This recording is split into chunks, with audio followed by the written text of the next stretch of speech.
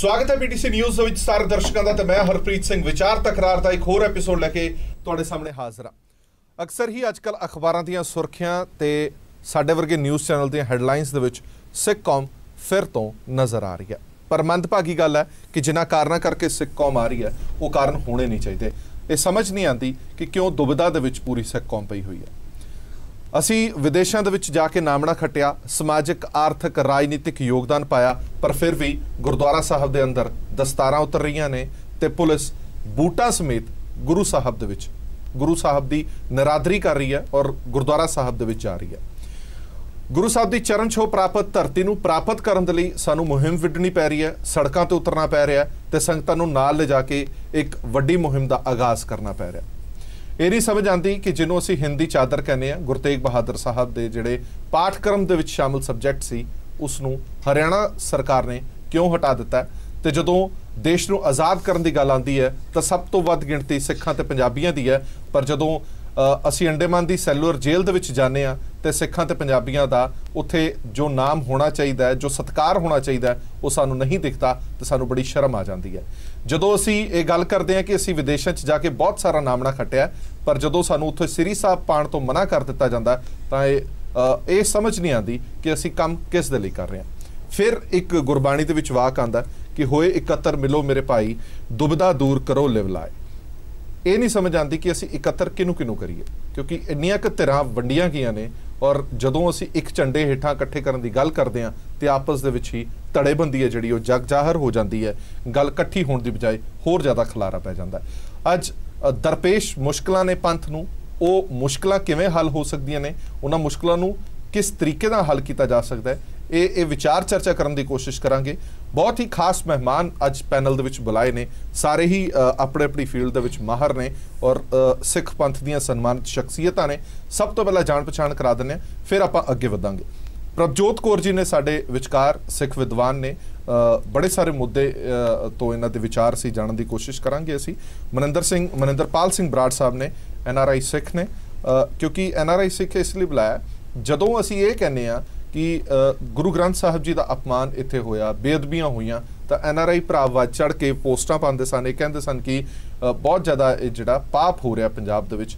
ਅੱਜ ਜਦੋਂ ਗੁਰਦੁਆਰਾ ਸਾਹਿਬ ਦੇ ਵਿੱਚ ਤੁਸੀਂ ਅਜਿਹਾ ਕੰਮ ਕਰਦੇ ਹੋ ਤਾਂ ਇਹ ਕਿ ਪੁੰਨ ਕਮਾ ਰਹੇ ਹੋ, ਇਹ ਇੱਕ ਸਵਾਲ ਜ਼ਰੂਰ ਤੁਹਾਡੇ ਤੇ ਖੜਾ ਹੁੰਦਾ। ਕਰਨੈਲ ਸਿੰਘ ਪੀਰ ਮੁਹੰਮਦ ਸਾਹਿਬ ਨੇ, ਪ੍ਰਧਾਨ ਨੇ ਆਲ ਇੰਡੀਆ ਸਿੱਖ ਸਟੂਡੈਂਟ ਫੈਡਰੇਸ਼ਨ ਦੇ। ਇਸ ਦੇ ਨਾਲ ਹੀ ਸਾਡੇ ਨਾਲ ਡਾਕਟਰ ਧਰਮਿੰਦਰ ਸਿੰਘ ਉੱਬਾ ਨੇ, ਡਾਇਰੈਕਟਰ ਐਜੂਕੇਸ਼ਨ SGPC। ਉੱਬਾ ਸਾਹਿਬ ਹੁਣੇ ਹੋ ਕੇ ਆਏ ਨੇ ਉਸ ਜੇਲ੍ਹ ਦੀ, ਜਿਸ ਜੇਲ੍ਹ ਦੀ ਮੈਂ ਗੱਲ ਕੀਤੀ ਹੈ ਕਿ ਜਿੱਥੇ ਸਿੱਖਾਂ ਤੇ ਪੰਜਾਬੀਆਂ ਦਾ ਜੋ ਨਾਮ ਹੋਣਾ ਚਾਹੀਦਾ ਸੀ ਉਹ ਨਾਮ ਸਾਨੂੰ ਨਜ਼ਰ ਨਹੀਂ ਆਇਆ। ਇਸ ਦੇ ਨਾਲ ਹੀ ਸਾਡੇ ਨਾਲ ਐਗਜ਼ੈਕਟਿਵ ਮੈਂਬਰ SGPC ਦੇ ਸੁਰਜੀਤ ਸਿੰਘ ਜੀ ਮੌਜੂਦ ਨੇ। ਇੱਕ ਵੱਡੀ ਜ਼ਿੰਮੇਵਾਰੀ ਜਿਹੜੀ SGPC ਦੀ ਹੈ, ਕੀ SGPC ਆਪਣੀ ਜ਼ਿੰਮੇਵਾਰੀ ਸਹੀ ਤਰੀਕੇ ਨਾਲ ਨਿਭਾ ਰਹੀ ਹੈ ਜਾਂ ਨਹੀਂ ਨਿਭਾ ਰਹੀ, ਇਸ ਤੇ ਚਰਚਾ ਕਰਾਂਗੇ।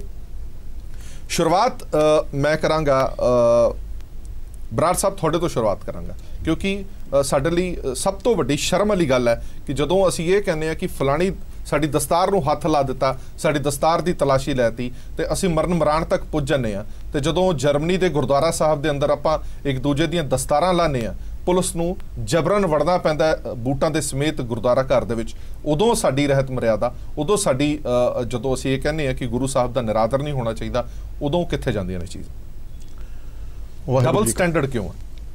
ਵਾਹਿਗੁਰੂ ਜੀ ਕਾ ਖਾਲਸਾ, ਵਾਹਿਗੁਰੂ ਜੀ ਕੀ ਫਤਿਹ। ਸਭ ਤੋਂ ਪਹਿਲਾਂ ਤਾਂ ਮੈਂ ਧੰਨਵਾਦੀ ਹਾਂ PTC ਚੈਨਲ ਦਾ, ਹਰਪ੍ਰੀਤ ਜੀ ਤੁਹਾਡਾ ਜੀ, ਤੁਸੀਂ ਮੌਕਾ ਦਿੱਤਾ ਸੰਗਤਾਂ ਦੇ ਰੂਬਰੂ ਹੋ ਕੇ ਆਪਦੇ ਵਿਚਾਰ ਦੱਸਣ ਦਾ, ਇਸ ਬਹੁਤ ਵਧੀਆ ਡਿਸਕਸ਼ਨ 'ਚ ਭਾਗ ਲੈਣ ਦਾ, ਜਿਹੜੀ ਬੜੀ ਸਾਰਥਕ ਹੋ ਕੇ ਅੱਜ ਆਪਾਂ ਕੁਛ ਨਾ ਕੁਛ ਗੱਲ ਕਰ ਰਹੇ ਹਾਂ ਤਾਂ ਕੋਈ ਨੂੰ ਵਿਚਾਰ ਵਟਾਂਦਰਾ ਕਿਤੇ ਨਾ ਕਿਤੇ ਸਿੱਟੇ ਤੇ ਪਹੁੰਚੂਗਾ। ਠੀਕ ਹੈ। ਸਭ ਤੋਂ ਪਹਿਲਾਂ ਤਾਂ ਮੈਂ ਬਹੁਤ ਨਿਖੇਧੀ ਕਰਦਾ ਇਸ ਗੱਲ ਦੀ ਜਿਹੜੀ ਤੁਸੀਂ ਗੱਲ ਕੀਤੀ ਹੈ। ਇਹ ਇਕੱਲੇ ਜਰਮਨੀ 'ਚ ਨਹੀਂ, ਜਰਮਨੀ 'ਚ ਹੁਣ ਹੋਈ ਹੈ, ਤਾਜ਼ੀ ਹੈ, ਤੁਹਾਨੂੰ ਇਸ ਕਰਕੇ ਪਤਾ ਹੈ। ਹਾਂ, ਉਸ ਤੋਂ ਪਹਿਲਾਂ ਭਾਵੇਂ ਆਪਾਂ ਨਿਊਯਾਰਕ ਗੁਰਦੁਆਰਾ ਦੀ ਗੱਲ ਕਰੀਏ, ਭਾਵੇਂ ਆਪਾਂ ਕੈਨੇਡਾ ਦੇ ਗੁਰਦੁਆਰਾ ਦੀ ਗੱਲ ਕਰੀਏ, ਭਾਵੇਂ ਇੰਗਲੈਂਡ ਦੇ ਗੁਰਦੁਆਰਾ ਦੀ ਗੱਲ ਕਰੀਏ, ਸਾਰੇ ਗੁਰਦੁਆਰਿਆਂ 'ਚ ਵਤਾਰਾ ਚੱਲ ਰਿਹਾ। ਉਹਦਾ ਰੀਜ਼ਨ ਕੀ ਹੈ ਕਿ ਜਿਹੜੀ ਵੀ 50 ਸਾਲ ਤੋਂ ਉੱਪਰ ਜਨਰੇਸ਼ਨ ਹੈ ਇਹਨਾਂ ਮੁਲਕਾਂ 'ਚ, ਉਹਨਾਂ ਕੋਲ ਇੱਕੋ ਹੀ ਪਲੇਟਫਾਰਮ ਹੈ, ਗੁਰਦੁਆਰਾ ਸਾਹਿਬਾਨ। ਠੀਕ ਹੈ। ਕਿਉਂਕਿ ਪੜ੍ਹਾਈ ਲਿਖਾਈ ਜ਼ਿਆਦਾ ਹੈ ਨਹੀਂ ਉਹਨਾਂ ਕੋਲੇ। ਜਿਹੜੀ ਨਵੀਂ ਜਨਰੇਸ਼ਨ ਆ ਉਹ ਅੱਜ ਉੱਥੋਂ ਦੀ ਪੋਲੀਟਿਕਸ 'ਚ ਵੀ ਹਿੱਸਾ ਲੈਣ ਲੱਗ ਗਈ, ਉੱਥੋਂ ਦੇ ਸੋਸ਼ਲ ਐਕਟੀਵਿਟੀਜ਼ ਜਿਹੜੀਆਂ ਮੈਜੋਰਟੀ ਨਾਲ ਰਿਲੇਟਡ ਨੇ ਉਹਨਾਂ 'ਚ ਵੀ ਹਿੱਸਾ ਲੈਣ ਲੱਗ ਗਈ। ਪਰ ਜਿਹੜੀ 50 ਸਾਲ ਤੋਂ ਉੱਪਰ ਦੀ ਜਨਰੇਸ਼ਨ ਹੈ, ਸੰਪੰਨ ਹੋ ਗਏ, ਪੈਸਾ ਕਮਾ ਲਿਆ, ਔਰ ਆਪਣੀ ਇੱਕ ਪੰਜਾਬੀਆਂ ਦੀ ਸਾਈਕੋਲੋਜੀ ਹੈ ਕਿ ਆਪਾਂ ਸਮਾਜ 'ਚ ਆਪਦਾ ਜਿਹੜਾ ਰੁਤਬਾ ਔਰ ਨੌ ਬਣਾਉਣਾ ਚਾਹੁੰਦੇ ਹਾਂ, ਜਿਹਦੇ ਕਰਕੇ ਮੈਂ ਸਮਝਦਾ ਜਿਹੜੀ ਲੜਾਈ ਹੈ ਉਹ ਚੌਧਰ ਦੀ ਲੜਾਈ ਆ ਉੱਥੇ ਮੈਨੇਜਮੈਂਟ ਤੇ ਜਿਹੜਾ ਕਬਜ਼ਾ ਕਰਨ ਦੀ ਲੜਾਈ ਹੈ। ਮੈਂ ਗੁਰਦੁਆਰਾ ਸਾਹਿਬ ਤੇ ਜਿਹੜੇ ਬੰਦੇ ਕਬਜ਼ਾ ਕਹਿੰਦੇ ਨੇ ਮੈਂ ਖਿਲਾਫ ਹਾਂ ਇਸ ਗੱਲ ਦੇ। ਗੁਰਦੁਆਰਾ ਸਾਹਿਬ ਤੇ ਕੋਈ ਕਬਜ਼ਾ ਨਹੀਂ ਕਰ ਸਕਦਾ। ਮੈਨੇਜਮੈਂਟ ਦੇ ਕਬਜ਼ੇ ਦੀ ਗੱਲ ਕਰਦੇ ਆਪਾਂ, ਪ੍ਰਬੰਧ ਦੇ ਕਬਜ਼ੇ ਦੀ ਗੱਲ ਕਰਦੇ ਹਾਂ। ਔਰ ਉਹ ਕਬਜ਼ੇ ਨੂੰ ਲੈ ਕੇ ਉਹਦਾ ਵੱਡਾ ਕਾਰਨ ਕੀ ਹੈ ਕਿ ਉੱਥੇ ਕੋਈ ਵੀ ਰੂਲ ਰੈਗੂਲੇਸ਼ਨ ਹੈ ਜਿਹੜਾ ਉਹ ਕੋਈ ਐ ਇਸ ਤਰ੍ਹਾਂ ਦਾ ਕਨਸਟੀਟਿਊਸ਼ਨ ਨਹੀਂ ਬਣਿਆ ਹੋਇਆ। ਮੈਂ ਖੁਦ ਉੱਥੇ ਨਿਊਯਾਰਕ ਸਿੱਖ ਕਲਚਰ ਸੁਸਾਇਟੀ ਗੁਰਦੁਆਰਾ ਸਾਹਿਬ ਦਾ ਚੇਅਰਮੈਨ ਇਲੈਕਸ਼ਨ ਕਮਿਸ਼ਨ ਰਿਹਾ। ਮੈਂ ਦੇਖਿਆ ਉੱਥੇ ਇੰਨੇ ਜ਼ਿਆਦਾ ਲਕੂਨੇ ਨੇ, ਇੰਨੇ ਜ਼ਿਆਦਾ ਖੱਪੇ ਨੇ ਉੱਥੋਂ ਦੇ ਕਨਸਟੀਟਿਊਸ਼ਨ 'ਚ ਕਿ ਉਹ ਕੋਈ ਕਿਸੇ ਕਿਸਮ ਦਾ ਨਤਾਰਾ ਹੋ ਹੀ ਨਹੀਂ ਸਕਦਾ। ਉੱਥੋਂ ਦੀਆਂ ਜਿਹੜੀਆਂ ਉਹਨਾਂ ਦੀਆਂ ਗੋਰਿਆਂ ਦੀਆਂ ਬਾਡੀਜ਼ ਬਣੀਆਂ ਹੋਈਆਂ ਨੇ ਉਹ ਵੀ ਉਹਦਾ ਕੋਈ ਨਤਾਰਾ ਨਹੀਂ ਕਰ ਸਕਦੀਆਂ। ਉਹਦੇ 'ਚੋਂ ਕੋਈ ਨਾ ਕੋਈ ਕੋਰਟ ਸਟੇ ਦੇ ਦਿੰਦੀ ਆ, ਕੁਛ ਹੋ ਜਾਂਦਾ ਹੈ, ਜਿਸ ਕਰਕੇ ਉੱਥੇ ਇਹ ਲੜਾਈਆਂ ਚੌਧਰ ਨੂੰ ਲੈ ਕੇ ਹੁੰਦੀਆਂ ਨੇ, ਕਬਜ਼ਿਆਂ ਨੂੰ ਲੈ ਕੇ ਹੁੰਦੀਆਂ ਨੇ, ਔਰ ਉਹ ਬੰਦ ਹੋਣੀਆਂ ਚਾਹੀਦੀਆਂ ਨੇ। ਔਰ ਮੈਂ ਸਮਝਦਾ ਇਹਨੂੰ ਬੰਦ ਕਰਨ ਵਾਸਤੇ ਸਭ ਤੋਂ ਵੱਡੀ ਜਿਹੜੀ ਲੋੜ ਹੈ ਸ਼੍ਰੀ ਅਕਾਲ ਤਖਤ ਸਾਹਿਬ ਵੱਲੋਂ ਦਖਲ ਦੇਣ ਦੀ ਲੋੜ ਹੈ। ਸ਼੍ਰੀ ਅਕਾਲ ਤਖਤ ਸਾਹਿਬ ਦੇ ਹੁਕਮਾਂ ਨਾਲ SGPC ਜਿਹੜੀ ਬਹੁਤ ਵੱਡੀ ਬੋਡੀ ਹੈ ਜਿੱਥੇ ਉਹ ਧਾਰਮਿਕ ਇਤਿਹਾਸਕ ਗੁਰਦੁਆਰਿਆਂ ਦੀ ਸਾਂਭ ਸੰਭਾਲ ਕਰਦੀ ਹੈ। ਮੈਂ ਸਮਝਦਾ ਕਿ ਅੰਬਰੇਲਾ ਬੋਡੀ ਦਾ ਕੰਮ ਕਰਨਾ ਚਾਹੀਦਾ ਬਾਹਰਲੇ ਜਿਹੜੇ ਗੁਰਦੁਆਰਿਆਂ ਦੀ ਮੈਨੇਜਮੈਂਟਸ ਨੂੰ ਕੰਟਰੋਲ ਕਰਨ ਵਾਸਤੇ। ਪਰ ਬਰਾੜ ਸਾਹਿਬ ਤੁਹਾਨੂੰ ਲੱਗਦਾ ਕਿ ਉਹਨਾਂ ਨੂੰ ਕੰਟਰੋਲ ਕੀਤਾ ਜਾ ਸਕਦਾ? ਕਿਉਂਕਿ ਬਹੁਤ ਸਾਰੀਆਂ ਜਿਹੜੇ ਸਿੱਖ ਗੁਰਦੁਆਰਾ ਕਮੇਟੀਆਂ ਨੇ ਨਾ ਤਾਂ ਉਹ SGPC ਨੂੰ ਕੁਝ ਮੰਨਦੀਆਂ ਨੇ, ਨਾ ਹੀ ਮਾਫ ਕਰਨਾ ਸ਼ਾਇਦ ਬੁਰਾ ਲੱਗੇਗਾ, ਜਿਸ ਤਰ੍ਹਾਂ ਦੇ ਜੱਥੇਦਾਰ ਸਾਹਿਬ ਦੇ ਹੁਕਮਨਾਮੇ ਹੁੰਦੇ ਨੇ ਜਾਂ ਅਪੀਲ ਹੁੰਦੀ ਹੈ ਉਹਨਾਂ ਨੂੰ ਵੀ ਉਹ ਨਹੀਂ ਮੰਨਦੇ। ਦੇਖੋ ਗੱਲ ਇਹ ਹੈ ਜਿੱਥੇ ਤੱਕ ਕੋਈ ਗੱਲ ਸਿਆਸਤ ਨਾਲ ਪ੍ਰੇਰਿਤ ਆ ਜਾਂਦੀ ਹੈ, ਬਿਲਕੁਲ ਮੈਂ ਤੁਹਾਡੇ ਨਾਲ ਸਹਿਮਤ ਹਾਂ, ਉਹ ਨਹੀਂ ਮੰਨਦੇ ਉਹਨਾਂ ਗੱਲਾਂ ਨੂੰ। ਪਰ ਜੇ ਕੁੱਲ ਮਿਲਾ ਕੇ ਦੇਖੀਏ ਹਰ ਸਿੱਖ ਹੈ ਜਿਹੜਾ ਖਾਸ ਤੌਰ ਤੇ ਬਾਹਰ ਬੈਠਾ ਹੈ ਉਹ ਅਕਾਲ ਤਖਤ ਆਪਦੇ ਨਿਸ਼ਠਾ ਰੱਖਦਾ ਹੈ, ਅਕਾਲ ਤਖਤ ਨੂੰ ਮੰਨ ਕੇ ਚੱਲਦਾ ਹੈ। ਕੱਲ ਨੂੰ ਕਿਸੇ ਇੱਕ ਜਥੇਦਾਰ ਸਾਹਿਬ ਦੇ ਸਹਿਬਾਨ ਦੇ ਕਿਸੇ ਪਾਰਟੀਕੂਲਰ ਫੈਸਲੇ ਤੇ ਉਹ ਨਾ ਸਹਿਮਤ ਹੁੰਦੇ ਹੋਣ, ਮੈਂ ਤੁਹਾਡੀ ਗੱਲ ਮੰਨ ਸਕਦਾ। ਪਰ ਕੁੱਲ ਮਿਲਾ ਕੇ ਜਿਹੜਾ ਬਾਹਰਲਾ ਸਿੱਖ ਹੈ ਖਾਸ ਤੌਰ ਤੇ ਉਹ ਅਕਾਲ ਤਖਤ ਸਾਹਿਬ ਦੀ ਡਾਇਰੈਕਸ਼ਨ ਲੈ ਕੇ ਚੱਲ ਕੇ ਰਾਜੀ ਹੈ ਔਰ ਅਕਾਲ ਤਖਤ ਸਾਹਿਬ ਨੂੰ ਮੰਨਦਾ। ਪਰ ਡਬਲ ਸਟੈਂਡਰਡ ਕਿਉਂ ਹੁੰਦਾ ਕਿ ਜਦੋਂ ਜੇ ਪੰਜਾਬ ਦੇ ਵਿੱਚ ਕੁਝ ਅਜਿਹੀ ਘਟਨਾ ਹੋ ਜਾਂਦੀ ਹੈ ਜਾਂ ਭਾਰਤ ਦੇ ਕਿਸੇ ਵੀ ਕੋਨੇ ਦੇ ਵਿੱਚ ਅਜਿਹੀ ਘਟਨਾ ਹੋ ਜਾਂਦੀ ਹੈ ਤਾਂ NRI ਵੀਰ ਬੜੇ ਗੁੱਸੇ ਦੇ ਵਿੱਚ ਆ ਕੇ ਫੇਸਬੁੱਕ ਤੇ ਪੋਸਟਾਂ ਪਾਉਂਦੇ ਨੇ, ਇਹ ਉਹ ਸਭ ਕੁਝ ਕਰਦੇ ਨੇ। ਪਰ ਜਦੋਂ ਆਪਣੇ ਗੁਰਦੁਆਰਾ ਸਾਹਿਬ ਦੇ ਵਿੱਚ ਅਜਿਹਾ ਕੁਝ ਹੁੰਦਾ ਫਿਰ ਕਿਉਂ ਨਹੀਂ ਸੜਕਾਂ ਤੇ ਉਤਰਦੇ? ਫਿਰ ਕਿਉਂ ਨਹੀਂ ਉੱਥੋਂ ਦੀ ਪੁਲਿਸ ਦਾ ਵਿਰੋਧ ਜਾਂ ਉੱਥੋਂ ਦੀ ਸਰਕਾਰ ਦਾ ਵਿਰੋਧ ਉਹ ਕਰਦੇ? ਦੇਖੋ ਗੱਲ ਇਹ ਹੈ ਹਰਪ੍ਰੀਤ ਜੀ ਕਿ ਆਮ ਜਿਹੜੀ ਸੰਗਤ ਹੈ, ਸਿੱਖ ਸੰਗਤ ਹੈ, ਉਹ ਬਿਲਕੁਲ ਇਸ ਗੱਲ ਤੇ ਉੱਥੇ ਜਿਹੜੇ ਕੋਈ ਇਦਾਂ ਦੇ ਕੰਮ ਹੁੰਦੇ ਨੇ ਉਹਦੇ ਵੀ ਖਿਲਾਫ ਹੈ ਔਰ ਇੱਥੇ ਵੀ ਖਿਲਾਫ ਹੈ। ਔਰ ਜਿਹੜੀਆਂ ਪੋਸਟਾਂ ਦੀ ਗੱਲ ਕਰਦੇ ਆਪਾਂ ਪਾਉਂਦੇ ਨੇ, ਸੋਸ਼ਲ ਮੀਡੀਆ ਤੇ ਐਕਟਿਵ ਹੁੰਦੇ ਨੇ, ਸਿਰਫ ਇੱਕ ਜਜ਼ਬਾਤੀ ਸਿੱਖ ਹੁੰਦੇ ਨੇ ਜਿਹੜੇ ਜਿਨ੍ਹਾਂ ਦੇ ਹਿਰਦੇ ਬਲੂਨੇ ਜਾਂਦੇ ਨੇ ਇਦਾਂ ਦੀਆਂ ਖਬਰਾਂ, ਚਾਹੇ ਉਹ ਇੱਥੇ ਹੋਣ ਚਾਹੇ ਉੱਥੇ ਹੋਣ। ਮੈਂ ਇਹਨੂੰ ਡਿਫਰੈਂਸ਼ੀਏਟ ਨਹੀਂ ਕਰਦਾ। ਉੱਥੇ ਵੀ ਜੇ ਘਟਨਾ ਹੁੰਦੀ ਹੈ ਮਾੜੀ ਹੈ, ਇੱਥੇ ਵੀ ਇਹ ਘਟਨਾ ਹੁੰਦੀ ਹੈ ਮਾੜੀ ਹੈ। ਤਾਂ ਉਹ ਆਮ ਸੰਗਤ ਇਸ ਗੱਲ ਨੂੰ ਬੁਰਾ ਮੰਨਦੀ ਹੈ ਔਰ ਉਸ ਗੱਲ ਤੇ ਆਪਦੇ ਵਲਵਲੇ ਜਿਹੜੇ ਨੇ ਰਿਐਕਟ ਕਰਦੀ ਹੈ ਆਪਦੇ ਇਮੋਸ਼ਨਸ ਨੂੰ। ਔਰ ਜਿਹੜੇ ਕਰਨ ਵਾਲੇ ਮੇਰੇ ਖਿਆਲ ਹੈ ਮਸਾ 0.1% ਬੰਦੇ ਨੇ। ਚਲੋ ਠੀਕ ਹੈ, ਮੰਨ ਲਿਆ। ਪੀਰ ਮੁਹੰਮਦ ਸਾਹਿਬ, ਤੁਹਾਨੂੰ ਨਹੀਂ ਲੱਗਦਾ ਕਿ ਜਿਸ ਤਰ੍ਹਾਂ ਦੀ ਤਸਵੀਰਾਂ ਅਸੀਂ ਦਿਖਾ ਰਹੇ ਹਾਂ ਸਾਡੀ ਮਜਬੂਰੀ ਹੈ ਤਸਵੀਰਾਂ ਦਿਖਾਉਣਾ, ਕਿਉਂਕਿ ਘੱਟੋ ਘੱਟ ਸੰਗਤਾਂ ਸੁਚੇਤ ਜ਼ਰੂਰ ਹੋ ਜਾਣ। ਜਦੋਂ ਅਜਿਹੀਆਂ ਤਸਵੀਰਾਂ ਸਾਡੇ ਘੱਟੋ ਘੱਟ ਜਿਹੜੇ ਬਾਹਰ ਨੌਜਵਾਨ ਪੀੜ੍ਹੀ ਰਹਿ ਰਹੀ ਹੈ ਉਹ ਦੇਖਦੀ ਹੈ ਕਿ ਦਸਤਾਰਾਂ ਉਤਰ ਰਹੀਆਂ ਨੇ ਗੁਰਦੁਆਰਾ ਸਾਹਿਬ 'ਚ, ਧੱਕਾ ਮੁੱਕੀ ਹੋ ਰਹੀ ਹੈ, ਗਾਲੀ ਗਲੋਚ ਹੋ ਰਹੀ ਹੈ, ਪੁਲਿਸ ਅੰਦਰ ਜੁੱਤੇ ਪਾ ਕੇ ਵੜ ਰਹੀ ਹੈ, ਤਾਂ ਜਿਹੜੀ ਪੀੜ੍ਹੀ ਹੈ ਜਿਹੜੀ ਘੱਟ ਜੁੜੀ ਹੋਈ ਹੈ ਗੁਰਦੁਆਰਾ ਸਾਹਿਬ ਨਾਲ ਉਹ ਪੂਰੀ ਤਰ੍ਹਾਂ ਟੁੱਟ ਜਾਂਦੀ ਹੈ ਕਿ ਅਸੀਂ ਕੀ ਜਾ ਕੇ ਗੁਰਦੁਆਰਾ ਸਾਹਿਬ ਕਰਨਾ ਜੇ ਕੁਝ ਇਹੀ ਸਭ ਕੁਝ ਉੱਥੇ ਜਾ ਕੇ ਦੇਖਣਾ। ਸਰਦਾਰ ਹਰਪ੍ਰੀਤ ਸਿੰਘ ਜੀ, ਅਸਲ ਦੇ ਵਿੱਚ ਗੱਲ ਕੀ ਹੈ ਕਿ ਬਰਾੜ ਸਾਹਿਬ ਨੇ ਇੱਕ ਦੱਸਿਆ, ਇੱਕ ਕਾਰਨ ਤਾਂ ਇਹ ਹੈਗਾ, ਇਸ ਦੇ ਵਿੱਚ ਕੋਈ ਦੋ ਰਾਇ ਨਹੀਂ। ਲੇਕਿਨ ਇਸ ਤੋਂ ਇਲਾਵਾ ਜਿਹੜਾ ਸਭ ਤੋਂ ਵੱਡਾ ਕਾਰਨ ਹੈ ਕਿ ਅੱਜ ਦੇ ਸਮੇਂ ਦੇ ਵਿੱਚ ਧੜੇਬੰਦੀ ਨੂੰ ਉਤਸ਼ਾਹਿਤ ਕਰਨ ਵਾਲੇ ਸਾਡੇ ਆਪਣੇ ਜਿਹੜੇ ਸਿੱਖ ਪ੍ਰਚਾਰਕ, ਤੁਸੀਂ ਦੇਖੋ ਕਿ ਗੁਰੂ ਨਾਨਕ ਦੇਵ ਜੀ ਨੇ 4 ਉਦਾਸੀਆਂ ਕੀਤੀਆਂ, ਦੁਨੀਆ ਨੂੰ ਦੱਸਿਆ ਔਰ ਚੰਗੇ ਲੋਕਾਂ ਕੋਲ ਗਏ, ਉਹਨਾਂ ਨੂੰ ਕਿਹਾ ਕਿ ਤੁਸੀਂ ਚੰਗਿਆਈ ਵੰਡੋ। ਮਾੜੇ ਲੋਕਾਂ ਕੋਲ ਗਏ, ਕੌਡਾ ਰਾਖਸ਼ ਕੋਲ ਵੀ ਗਏ, ਵਲੀ ਕੰਧਾਰੀ ਕੋਲ ਗਏ, ਕਿੰਨੇ ਇਸ ਤਰ੍ਹਾਂ ਦੇ ਸਨ ਜਿਨ੍ਹਾਂ ਦੇ ਕੋਲ ਜਾ ਕੇ ਉਹਨਾਂ ਨੂੰ ਬੁਰਾਈ ਛੱਡ ਕੇ ਉਹਨਾਂ ਨੂੰ ਸਿੱਧੇ ਰਸਤੇ ਉਹਨਾਂ ਨੇ ਪਾਇਆ।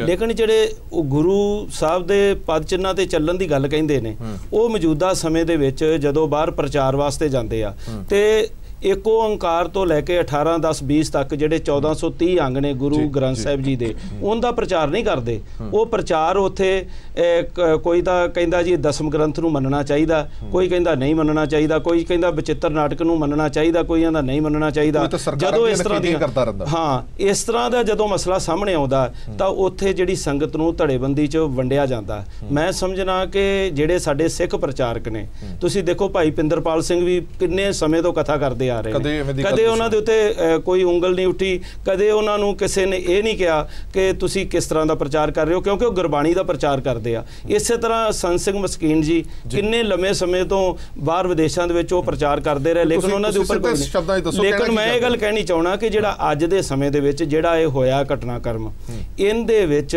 ਦੋਨੋਂ ਧਿਰਾਂ, ਇੱਕ ਧਿਰ ਜਿਹੜੀ ਹੈ ਉਹ ਸਿੱਖ ਪ੍ਰਚਾਰਕਾਂ ਦੀ ਹੈ, ਉਹ ਜਦੋਂ ਬਾਹਰ ਜਾ ਕੇ ਇਸ ਤਰ੍ਹਾਂ ਦਾ ਪ੍ਰਚਾਰ ਕਰਦੇ ਆ ਕਿ ਜਿਹੜਾ ਮਰਜ਼ਾਦਾ ਦੇ ਅਨੁਕੂਲ ਨਹੀਂ ਹੈਗਾ, ਕਿ ਜਿਹੜਾ ਕਿ ਸੌ ਤੋੜਦਾ ਹੈ ਜੋੜਦਾ ਨਹੀਂਗਾ, ਉਹ ਉਹਨਾਂ ਪ੍ਰਚਾਰਕਾਂ ਨੂੰ ਸਾਰਾ ਬੰਦ ਕਰਨਾ ਚਾਹੀਦਾ। ਦੂਸਰਾ ਜਿਹੜਾ ਕਾਰਨ ਹੈ ਕਿ ਸਹਿਜ ਅਵਸਥਾ, ਕਿ ਜਦੋਂ ਅਸੀਂ ਗੁਰੂ ਗ੍ਰੰਥ ਸਾਹਿਬ ਜੀ ਦੀ ਹਜ਼ੂਰੀ ਦੇ ਵਿੱਚ ਚਲੇ ਜਾਂਦੇ ਆ ਤਾਂ ਉੱਥੇ ਜਾ ਕੇ ਜਦੋਂ ਅਸੀਂ ਇਸ ਤਰ੍ਹਾਂ ਦੀਆਂ ਗੱਲਾਂ ਕਰਦੇ ਆ ਤੇ ਅਸੀਂ ਆਪਣੀ ਨੌਜਵਾਨ ਪੀੜ੍ਹੀ ਨੂੰ ਕਿਹੋ ਜਿਹਾ ਮਾਰਗ ਦਰਸ਼ਨ ਦੇਣਾ, ਉਸ ਤੋਂ ਅਸੀਂ ਸਾਰੇ ਭਟਕ ਚੁੱਕੇ ਆ। ਸਾਨੂੰ ਦੋਨਾਂ ਧਿਰਾਂ ਨੂੰ, ਚਾਹੇ ਉਹ ਕੋਈ ਸਿੱਖ ਮਿਸ਼ਨਰੀ ਹੈ, ਚਾਹੇ ਦਮਦਮੀ ਟਕਸਾਲ ਜਥੇ ਨਾਲ ਹੈ, ਜਾਂ ਅਖੰਡ ਕੀਰਤਨੀ ਜਥੇ ਨਾਲ ਹੈ, ਜਾਂ ਕਿਸੇ ਵੀ ਧਿਰ ਦੇ ਨਾਲ ਹੈ, ਲੇਕਿਨ ਉਹ ਹੈ ਤਾਂ ਸਿੱਖ ਨੇ ਤੇ ਉਹ ਸਿੱਖੀ ਸਿਧਾਂਤਾਂ ਦੇ ਨਾਲ ਜੁੜ ਕੇ ਚੱਲਣ। ਮਰਜ਼ਾਦਾ ਜਿਹੜੀ ਹੈ ਉਸ ਦੇ ਵਿੱਚ ਜਿੰਨੀ ਦੇਰ ਤੱਕ ਇੱਕ ਮਰਜ਼ਾਦਾ ਨਹੀਂ ਹੁੰਦੀ ਉਨੀ ਦੇਰ ਤੱਕ ਇਹ ਰੌਲਾ ਪੈਂਦਾ ਰਹੇਗਾ। ਠੀਕ ਹੈ ਪ੍ਰਭਜੋਤ ਕੌਰ ਜੀ, ਜਦੋਂ ਵੀ ਵਿਦੇਸ਼ਾਂ ਦੇ ਵਿੱਚ ਕੋਈ ਸਿੱਖ ਕੋਈ ਨਾਮਣਾ ਖੱਟਦਾ ਹੈ ਤਾਂ ਸਾਡਾ ਸਿਰ ਫਖਰ ਨਾਲ ਉੱਚਾ ਹੋ ਜਾਂਦਾ। ਅਸੀਂ ਕਹਿੰਦੇ ਹਾਂ ਕਿ ਸਿੱਖੀ ਦਾ ਮਾਣ ਸਨਮਾਨ ਵਧਿਆ, ਪਰ ਜਦੋਂ ਅਜਿਹੀਆਂ ਘਟਨਾਵਾਂ ਹੁੰਦੀਆਂ ਨੇ ਤਾਂ ਸਾਡਾ ਸ਼ਰਮ ਨਾਲ ਸਿਰ ਝੁਕ ਵੀ ਜਾਂਦਾ। ਇਹ ਸਮਝ ਨਹੀਂ ਆਉਂਦੀ ਕਿ ਅਸੀਂ ਇਹ ਕਹਿੰਦੇ ਹਾਂ ਕਿ ਪੜ੍ਹਿਆ ਲਿਖਿਆ ਮੁਲਕ ਹੈ, ਪੜ੍ਹੇ ਲਿਖੇ ਲੋਕ ਨੇ, ਉੱਥੇ ਜਾ ਕੇ ਵੀ ਜਦੋਂ ਅਜਿਹੀਆਂ ਘਟਨਾਵਾਂ ਆਉਂਦੀਆਂ ਨੇ ਤਾਂ ਬੜੀ ਸ਼ਰਮ ਆ ਜਾਂਦੀ। ਤੁਹਾਨੂੰ ਕੀ ਲੱਗਦਾ? ਇਸ ਤਰ੍ਹਾਂ ਹੈ ਕਿ ਜੀ ਸਾਡੇ ਗੁਰੂ ਸਾਹਿਬ ਨੇ ਗੁਰੂ ਪੰਥ ਨੂੰ ਗੁਰਿਆਈ ਬਖਸ਼ੀ ਹੈ। ਠੀਕ ਹੈ। ਜਦੋਂ ਇੱਕ ਜ਼ਿੰਮੇਵਾਰੀ ਆ ਜਾਂਦੀ ਹੈ ਤੇ ਹੱਕ ਵੀ ਮਿਲਦੇ ਨੇ ਤੇ ਜ਼ਿੰਮੇਵਾਰੀਆਂ ਵੀ ਬਹੁਤ ਵੱਡੀਆਂ ਹੁੰਦੀਆਂ ਨੇ ਜੀ। ਤੇ ਸ਼ਾਇਦ ਅਸੀਂ ਆਪਣੀਆਂ ਜ਼ਿੰਮੇਵਾਰੀਆਂ ਤੋਂ ਕਿਤੇ ਪਿੱਛੇ ਰਹਿ ਗਏ ਹਾਂ, ਆਪਣੇ ਕੈਰੈਕਟਰ ਦੀ ਕਮੀ ਕਰਕੇ ਜਾਂ ਜੋ ਵੀ ਕਾਰਨ ਹੈ। ਇੱਕ ਥਾਂ ਤੇ ਆਂਦਾ ਸਿੱਖ ਇਤਿਹਾਸ ਦੇ, ਸਿੱਖ ਲਿਟਰੇਚਰ ਵਿੱਚ ਇੱਕ ਥਾਂ ਤੇ ਪੰਥ ਹੀ ਨਾ ਰਹੇਗਾ ਤਾਂ ਗ੍ਰੰਥ ਕੌਣ ਮੰਨੇਗਾ। ਜੇ ਪੰਥ ਹੀ ਨਹੀਂ ਰਹੇਗਾ, ਪੰਥ ਛੋਟੀਆਂ ਛੋਟੀਆਂ ਜਥੇਬੰਦੀਆਂ ਦਾ ਸੰਗ੍ਰਹਿ ਨਹੀਂ ਹੈ। ਪੰਥ ਸਾਰਾ ਪੰਥੀ ਪੰਥ ਹੈ। ਸਾਰੇ ਸਿੰਘ ਨੇ ਜਿਹੜੇ, ਸਾਰੇ ਸਿੱਖ ਨੇ, ਉਹ ਪੰਥ ਵਿੱਚ ਆ ਜਾਂਦੇ ਨੇ। ਇਹ ਛੋਟੀਆਂ ਛੋਟੀਆਂ ਜਥੇਬੰਦੀਆਂ ਜਿਹੜੀਆਂ ਬਣਦੀਆਂ ਨੇ ਤੇ ਕੰਮ ਨੂੰ ਸੌਖਾ ਕਰਨ ਲਈ, ਕਿਸੇ ਦੀ ਕੋਈ ਡਿਊਟੀ ਲੱਗ ਗਈ, ਕਿਸੇ ਨੇ ਕੋਈ ਡਿਊਟੀ ਸੰਭਾਲ ਲਈ, ਪਰ ਅਸੀਂ ਯੂਨੀਫਾਈਡ ਪੰਥ ਹੈ ਨਾ ਜਿਹੜਾ, ਉਹਨੂੰ ਹੀ ਪੰਥ ਕਹਿ ਸਕਦੇ ਹਾਂ। ਕੋਈ ਇੱਕ ਜਥੇਬੰਦੀ ਆਪਣੇ ਆਪ ਕੋਈ ਫੈਸਲਾ ਲੈ ਕੇ ਉਹਨੂੰ ਪੰਥ ਨਹੀਂ ਅਖਵਾ ਸਕਦੀ। ਸੋ ਪੰਥ ਹੀ ਨਾ ਰਹੇਗਾ ਤਾਂ ਗ੍ਰੰਥ ਕੌਣ ਮੰਨੇਗਾ। ਵੀਰ ਜੀ ਨੇ ਗੱਲ ਕੀਤੀ, ਅਸੀਂ ਗੁਰੂ ਗ੍ਰੰਥ ਸਾਹਿਬ ਦੇ ਨਾਮ ਤੇ ਹੀ ਲੜੀ ਜਾਂਦੇ ਆ। ਇੱਕਾ ਬਾਣੀ, ਇੱਕੋ ਗੁਰ, ਇੱਕੋ ਸ਼ਬਦ ਵਿਚਾਰ, ਨਾਮ ਗੁਰੂ ਗ੍ਰੰਥ ਸਾਹਿਬ ਦਾ ਲੈਂਦੇ ਆ ਤੇ ਉਹਦੇ ਪਿੱਛੇ ਲੜੀ ਜਾਂਦੇ ਆ। ਤੇ ਸ਼ਾਇਦ ਅਸੀਂ ਆਪਣੀ ਕਿਤੇ ਕੈਰੈਕਟਰ ਦੀ ਕਮੀ ਕਰਕੇ ਜੋ ਸਾਡੇ ਸਿਰ ਤੇ ਜ਼ਿੰਮੇਵਾਰੀਆਂ ਸੀ ਅਸੀਂ ਉਹਨੂੰ ਭੁੱਲ ਬੈਠੇ ਆ, ਜਾਂ ਕੋਈ ਪਰਸਨਲ ਇੰਟਰਸਟ, ਵੈਸਟਡ ਇੰਟਰਸਟ ਸਾਹਮਣੇ ਆ ਗਏ ਨੇ, ਜਿਸ ਕਰਕੇ ਅਸੀਂ ਨੌਨ ਇਸ਼ੂਜ਼ ਨੂੰ ਇਸ਼ੂ ਬਣਾਉਂਦੇ ਆ ਰਹੇ ਹਾਂ। ਕਮਾਲ ਦੀ ਗੱਲ ਹੈ ਕਿ ਇਸ਼ੂ ਕੋਈ ਵੀ ਨਵਾਂ ਨਹੀਂ ਹੈ, ਸਾਰੇ ਪੁਰਾਣੇ ਸਾਰੇ ਪੁਰਾਣੇ ਸੀ। ਜੇ ਇਹਨਾਂ ਪੁਰਾਣੇ ਇਸ਼ੂਜ਼ ਦੇ ਬਾਵਜੂਦ ਵੀ 17ਵੀਂ 18ਵੀਂ ਸਦੀ ਦੇ ਵਿੱਚ ਇੰਨਾ ਵਧੀਆ, 19 ਸਦੀ ਦੇ ਵਿੱਚ ਇੰਨਾ ਵਧੀਆ ਅਸੀਂ ਇਤਿਹਾਸ ਸਿਰਜ ਸਕੇ, ਤਾਂ ਅੱਜ ਕੀ ਪ੍ਰੋਬਲਮ ਹੈ? ਉਹਨਾਂ ਇਸ਼ੂਜ਼ ਦੇ ਹੁੰਦਿਆਂ ਹੋਇਆਂ ਅੱਜ ਅਸੀਂ ਕਿਉਂ ਨਹੀਂ ਉਹ ਇਤਿਹਾਸ ਸਿਰਜ ਸਕਦੇ? ਅੱਜ ਅਸੀਂ ਕਿਉਂ ਲੜ ਰਹੇ ਹਾਂ? ਅੱਜ ਅਸੀਂ ਕਿਉਂ ਇੰਨੇ ਵੰਡੇ ਹੋਏ ਹਾਂ? ਇਹ ਤੇ ਸਾਡਾ ਇੱਕਾ ਬਾਣੀ, ਇੱਕੋ ਗੁਰ, ਇੱਕੋ ਸ਼ਬਦ ਵਿਚਾਰ ਵਾਲਾ ਜਿਹੜਾ ਪ੍ਰਿੰਸੀਪਲ ਹੈ ਨਾ, ਉਹ ਮੈਨੂੰ ਲੱਗਦਾ ਹੈ ਕਿ ਅਸੀਂ ਭੁੱਲ ਗਏ ਹਾਂ ਤੇ ਪਰਪਸ ਡਿਫੀਟ ਹੋ ਰਿਹਾ। ਸਾਨੂੰ ਲੋੜ ਹੈ ਕਿ ਅਸੀਂ ਆਪਣੇ ਅੰਦਰ ਝਾਤੀ ਮਾਰੀਏ। ਇਸ ਦੇ ਵਿੱਚ ਸਾਡੀਆਂ ਜਥੇਬੰਦੀਆਂ ਵੀ ਫੇਲ ਹੋਈਆਂ ਨੇ। ਦੇਖੋ ਜੀ, ਜਥੇਬੰਦੀਆਂ ਵੀ ਅਨਫੋਰਚੂਨੇਟਲੀ ਕਿਸੇ ਨਾ ਕਿਸੇ ਨਾਲ ਅਟੈਚ ਹੋ ਜਾਂਦੀਆਂ ਨੇ। ਜਦੋਂ ਗੁਰੂ ਨਾਲ ਅਟੈਚ ਹੋਣਗੀਆਂ ਫਿਰ ਨਹੀਂ ਫੇਲ ਹੋਣਗੀਆਂ। ਅਸੀਂ ਬੰਦਿਆਂ ਦੇ ਨਾਲ ਕਿਸੇ ਇੱਕ ਗਰੁੱਪ ਨਾਲ ਅਟੈਚ ਹੋ ਜਾਂਦੇ ਆ ਜਾਂ ਦੂਸਰੇ ਗਰੁੱਪ ਨਾਲ ਅਟੈਚ ਹੋ ਜਾਂਦੇ ਆ, ਫਿਰ ਅਸੀਂ ਉਸ ਗਰੁੱਪ ਦੀ ਆਪਣੀ ਆਪਣੀ ਬੰਸਰੀ ਜਦੋਂ ਵਜਾਉਂਦੇ ਨੇ ਸਾਰੇ, ਤਾਂ ਉਸ ਵੇਲੇ ਪ੍ਰੋਬਲਮਸ ਆਉਂਦੀਆਂ ਨੇ। ਚਲੋ ਠੀਕ ਹੈ। ਸੁਰਜੀਤ ਸਿੰਘ ਜੀ ਸਾਡੇ ਨਾਲ ਜੁੜੇ ਹੋਏ ਨੇ ਅੰਮ੍ਰਿਤਸਰ ਸਾਹਿਬ ਤੋਂ। ਸੁਰਜੀਤ ਸਿੰਘ ਜੀ, SGPC ਸਿੱਖਾਂ ਦੀ ਸਿਰਮੌਰ ਸੰਸਥਾ ਹੈ, ਇੱਕ ਵੱਡੀ ਜ਼ਿੰਮੇਵਾਰੀ SGPC ਤੇ ਆ ਜਾਂਦੀ ਹੈ। ਮੈਂ ਜਿੰਨੇ ਵੀ ਤੁਹਾਨੂੰ ਮਾਮਲੇ ਗਿਣਾਏ ਨੇ ਉਹਨਾਂ ਸਾਰੇ ਮਾਮਲਿਆਂ ਦੇ ਵਿੱਚ ਮੈਨੂੰ ਲੱਗਦਾ ਕਿ ਇੱਕ ਵੱਡੀ ਜ਼ਿੰਮੇਵਾਰੀ ਨਿਭਾਣੀ ਪਏਗੀ SGPC ਨੂੰ। ਸਭ ਤੋਂ ਪਹਿਲਾਂ ਇਸ ਮਾਮਲੇ 'ਚ ਦੱਸੋ, ਵਿਦੇਸ਼ਾਂ ਦੇ ਵਿੱਚ ਜਿਹੜੇ ਗੁਰਦੁਆਰਾ ਸਾਹਿਬ ਦੇ ਵਿੱਚ ਅਜਿਹੀਆਂ ਘਟਨਾਵਾਂ ਹੋ ਰਹੀਆਂ ਨੇ, ਉਸ ਨੂੰ ਰੋਕਣ ਦੇ ਲਈ SGPC ਕੁਝ ਕਰ ਰਹੀ ਹੈ?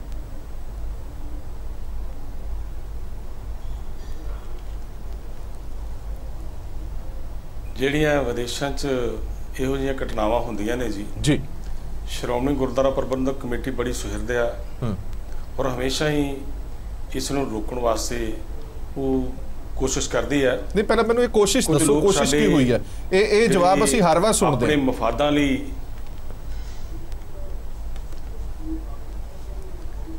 ਕੋਸ਼ਿਸ਼ ਸ੍ਰੀ ਅਕਾਲ ਤਖਤ ਸਾਹਿਬ ਤੋਂ ਵੀ ਸ਼੍ਰੋਮਣੀ ਗੁਰਦੁਆਰਾ ਪ੍ਰਬੰਧਕ ਕਮੇਟੀ ਅਕਾਲ ਤਖਤ ਸਾਹਿਬ ਨੂੰ ਬੇਨਤੀ ਕਰਦੀ ਆ ਵੀ ਇਸ ਕੰਮ ਨੂੰ ਰੋਕਣ ਵਾਸਤੇ ਅਕਾਲ ਤਖਤ ਸਾਹਿਬ ਤੋਂ ਵੱਖਰਾ ਵੱਖਰਾ ਸਮੇਂ ਤੇ ਗੱਲਾਂ ਹੁਕਮ ਲਾਏ ਜਾਂਦੇ ਆ ਵੀ ਬਾਹਰ ਇਹ ਗੱਲ ਨਾ ਕੀਤੀ ਜਾਵੇ। ਜਿਸ ਤਰ੍ਹਾਂ ਮੇਰੇ ਤੋਂ ਪਹਿਲਾਂ ਸਾਡੇ ਫੈਡਰੇਸ਼ਨ ਦੇ ਆਗੂ ਪੀਰ ਮੁਹੰਮਦ ਜੀ ਨੇ ਦੱਸਿਆ ਆ ਕਿ ਕੁਝ ਲੋਕ ਪਰਸਨਲ ਮਫਾਦਾਂ ਨਾਲ ਉੱਥੇ ਜੁੜੇ ਆ, ਗੁਰਦੁਆਰਿਆਂ ਦੇ ਕਬਜ਼ਿਆਂ ਦੀ ਗੱਲ ਕਰਦੇ ਆ, ਉੱਥੇ ਉਹਨਾਂ ਦੀਆਂ ਲੜਾਈਆਂ ਜਿਹੜੀਆਂ ਇਸ ਲੈਵਲ ਤੇ ਆ ਗਈਆਂ ਨੇ ਵੀ ਉਹ ਆਪਣੇ ਗੁਰੂ ਗ੍ਰੰਥ ਸਾਹਿਬ ਦੀ ਗੱਲ ਕਰਨ ਤੋਂ ਪਾਸੇ ਹੋ ਕੇ ਗੁਰਦੁਆਰਿਆਂ ਦੀ ਗੱਲ ਕਰਕੇ ਉੱਥੇ ਗੁਰਦੁਆਰਿਆਂ ਦੇ ਕਬਜ਼ੇ ਕਰਕੇ ਉਹ ਛੋਟੀ ਮੋਟੀ ਜਿਹੜੀ ਉਹ ਲੜਾਈ ਸ਼ੁਰੂ ਕਰ ਛੱਡਦੇ ਆ।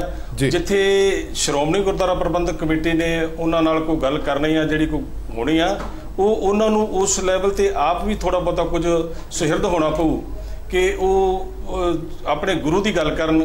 ਗੁਰਦੁਆਰਿਆਂ 'ਚ ਸਾਡੇ ਗੁਰੂ ਨਾਨਕ ਦੇਵ ਜੀ ਨੇ, ਸਾਰੇ ਗੁਰੂ ਸਾਹਿਬਾਨਾਂ ਨੇ ਇਹ ਗੱਲ ਦੱਸੀ ਹੈ ਕਿ ਮਿਲ ਜੁਲ ਕੇ ਰਹਿਣਾ, ਹਮੇਸ਼ਾ ਹੀ ਇਕੱਠਿਆਂ ਹੋ ਕੇ ਔਰ ਇੱਕ ਸੁਰ ਹੋ ਕੇ, ਭਾਵੇਂ ਸਾਡੇ ਪੰਥ 'ਚ ਉਦੋਂ ਪਿੱਛੇ ਵੀ ਕਈ ਲੜਾਈਆਂ ਰਹੀਆਂ ਜਾਂ ਕੋਈ ਗੱਲ ਰਹੀ ਆ, ਔਰ ਪੰਥ ਹਮੇਸ਼ਾ ਜਦੋਂ ਕੋਈ ਪਰਸਨਲ ਮਫਾਦ ਆਇਆ ਉਦੋਂ ਹਮੇਸ਼ਾ ਹੀ ਪੰਥ ਇਕੱਠਾ ਹੁੰਦਾ ਰਿਹਾ। ਸੋ ਸ਼੍ਰੋਮਣੀ ਗੁਰਦੁਆਰਾ ਪ੍ਰਬੰਧਕ ਕਮੇਟੀ ਇਸ ਕੰਮ ਵਾਸਤੇ ਸਦਾ ਹੀ ਸੁਹਿਰਦ ਰਹੀ ਆ ਔਰ ਸਦਾ ਹੀ ਇਸ ਗੱਲ ਦਾ ਕਰਦੀ ਰਹੀ ਵੀ ਭਾਵੇਂ ਸਾਡੇ ਵੱਖ-ਵੱਖ ਵਫਦ ਜਾ ਕੇ ਉੱਥੇ ਇਹਨਾਂ ਗੱਲਾਂ ਵਾਸਤੇ ਪ੍ਰਚਾਰ ਕਰਨ ਵਾਸਤੇ ਸਾਡੇ ਪ੍ਰਚਾਰਕ ਜਿਹੜੇ ਉੱਥੇ ਪ੍ਰਚਾਰ ਕਰਨ ਵਾਸਤੇ ਜਾਂਦੇ ਆ, ਔਰ ਇਹ ਪ੍ਰਚਾਰ 'ਚ ਹਮੇਸ਼ਾ ਇਹ ਗੱਲ ਹੁੰਦੀ ਆ ਕਿ ਸਾਨੂੰ ਇਸ ਲੜਾਈ ਤੋਂ ਗਰੇਜ਼ ਕਰਨਾ ਚਾਹੀਦਾ। ਚਲੋ ਠੀਕ ਹੈ, ਮੈਂ ਵਾਪਸ ਆਵਾਂਗਾ। ਸਵਾਲ ਹਲੇ ਹੋਰ ਵੀ ਬਾਕੀ ਨੇ SGPC ਨੂੰ। ਇੱਕ ਗੱਲ ਤਾਂ ਬਿਲਕੁਲ ਸਾਫ਼ ਹੋ ਗਈ ਹੈ ਇਸ ਪੂਰੇ ਮਾਮਲੇ ਦੇ ਵਿੱਚ ਕਿ ਜਿਸ ਤਰ੍ਹਾਂ ਬਰਾੜ ਸਾਹਿਬ ਨੇ ਕਿਹਾ ਕਿ ਗੁਰਦੁਆਰਾ ਮੈਨੇਜਮੈਂਟ ਦੀ ਜਿਹੜੀ ਚੌਧਰ ਹੈ, ਜਿਹੜੀ ਪ੍ਰਧਾਨਗੀ ਹੈ, ਉਹ ਲੜਾਈ ਦਾ ਸਭ ਤੋਂ ਵੱਡਾ ਕਾਰਨ ਹੁੰਦੀ ਹੈ। ਜਦੋਂ ਇੱਕ ਧਿਰ ਦਾ ਕਬਜ਼ਾ ਗੁਰਦੁਆਰਾ ਪ੍ਰਬੰਧਕ ਕਮੇਟੀ ਤੇ ਹੋ ਜਾਂਦਾ ਹੈ ਤਾਂ ਦੂਜੀ ਧਿਰ ਜ਼ਰੂਰ ਇਹ ਕੋਸ਼ਿਸ਼ ਕਰਦੀ ਹੈ ਕਿ ਕਿਉਂ ਨਾ ਪ੍ਰਧਾਨਗੀ ਜਿਹੜੀ ਹੈ ਸਾਡੇ ਹੱਥ ਆਵੇ ਜਾਂ ਮੈਨੇਜਮੈਂਟ ਹੈ ਜਿਹੜੀ ਸਾਡੇ ਹੱਥ ਆਵੇ। ਉਹ ਗੱਲ ਵੱਖਰੀ ਹੈ ਕਿ ਗੁਰੂ ਮਰਿਆਦਾ, ਗੁਰੂ ਸਾਹਿਬ ਦਾ ਆਦਰ ਸਤਿਕਾਰ ਭੁੱਲ ਕੇ ਆਪਣੇ ਨਿੱਜੀ ਮੁਫਾਦ ਨੇ ਜਿਹੜੇ ਉਹਨਾਂ ਨੂੰ ਪਹਿਲਾਂ ਅੱਗੇ ਲਿਆਂਦੇ ਨੇ। ਸਾਡੇ ਨਾਲ ਇੱਕ ਹੋਰ ਖਾਸ ਮਹਿਮਾਨ ਜੁੜੇ ਹੋਏ ਨੇ, ਡਾਕਟਰ ਧਰਮਿੰਦਰ ਸਿੰਘ ਉਬਾ ਸਾਹਿਬ ਮੌਜੂਦ ਨੇ। ਉਬਾ ਸਾਹਿਬ, ਮੈਂ ਤੁਹਾਡੇ ਤੋਂ ਹੀ ਜਾਣਨਾ ਚਾਹਨਾ, ਇੱਕ ਵੱਖਰੇ ਇਸ਼ੂ ਤੇ ਆਪਾਂ ਫਿਰ ਹੁਣ ਗੱਲਬਾਤ ਕਰਦੇ ਹਾਂ। ਅੰਡੇਮਾਨ ਦੀ ਜੇਲ੍ਹ ਦੇ ਵਿੱਚ ਤੁਸੀਂ ਹੁਣ ਦੌਰਾ ਕਰਕੇ ਆਏ ਹੋ ਔਰ ਮੈਂ ਜਿੰਨਾ ਕਿ ਇਤਿਹਾਸ ਪੜ੍ਹਿਆ ਉਸ ਦੇ ਵਿੱਚ ਜੇ ਮੈਂ ਗਲਤ ਨਹੀਂ ਹਾਂ ਤਾਂ ਸਭ ਤੋਂ ਵੱਧ ਕੁਰਬਾਨੀਆਂ ਜਿਹੜੀਆਂ ਸਿੱਖਾਂ ਤੇ ਪੰਜਾਬੀਆਂ ਦੀਆਂ ਹੋਈਆਂ ਨੇ, ਪਰ ਬੜੀ ਮੈਨੂੰ ਲੱਗਦਾ ਕਿ ਦੁੱਖ ਨਾਲ ਕਹਿਣਾ ਪੈ ਰਿਹਾ ਕਿ ਉਹਨਾਂ ਸਿੱਖ ਯੋਧਿਆਂ ਤੇ ਸਿੱਖ ਸੂਰਬੀਰਾਂ ਦੀ ਕੋਈ ਯਾਦਦਾਸ਼ਤ, ਕੋਈ ਵੱਡੀ ਯਾਦਗਾਰ ਜਾਂ ਕਿਤੇ ਵੀ ਕੋਈ ਅਜਿਹੀ ਚੀਜ਼ ਨਹੀਂ ਹੈ। ਜਿਹੜਾ ਲਾਈਟ ਐਂਡ ਸਾਊਂਡ ਸ਼ੋਅ ਵੀ ਹੁੰਦਾ ਉਹਦੇ ਵਿੱਚ ਵੀ ਕਿਤੇ ਉਹਨਾਂ ਨੂੰ ਇੰਨਾ ਕੁ ਬਣਦਾ ਸਨਮਾਨ ਨਹੀਂ ਦਿੱਤਾ ਗਿਆ ਜਿਸ ਦੇ ਉਹ ਹੱਕਦਾਰ ਨੇ। ਲੱਗਦਾ ਮੇਰੀ ਆਵਾਜ਼ ਨਹੀਂ ਉਹਨਾਂ ਤੱਕ ਜਾ ਰਹੀ, ਤਕਨੀਕੀ ਖਰਾਬੀ ਕਰਕੇ ਅਸੀਂ ਦੁਬਾਰਾ ਕੋਸ਼ਿਸ਼ ਕਰਾਂਗੇ। ਸਾਨੂੰ ਇੱਕ ਛੋਟੇ ਜਿਹੇ ਬ੍ਰੇਕ ਲਈ ਰੁਕਣਾ ਪੈ ਰਿਹਾ। ਬ੍ਰੇਕ ਤੋਂ ਬਾਅਦ ਇਸ ਇਸ਼ੂ ਤੇ ਦੁਬਾਰਾ ਗੱਲ ਕਰਾਂਗੇ।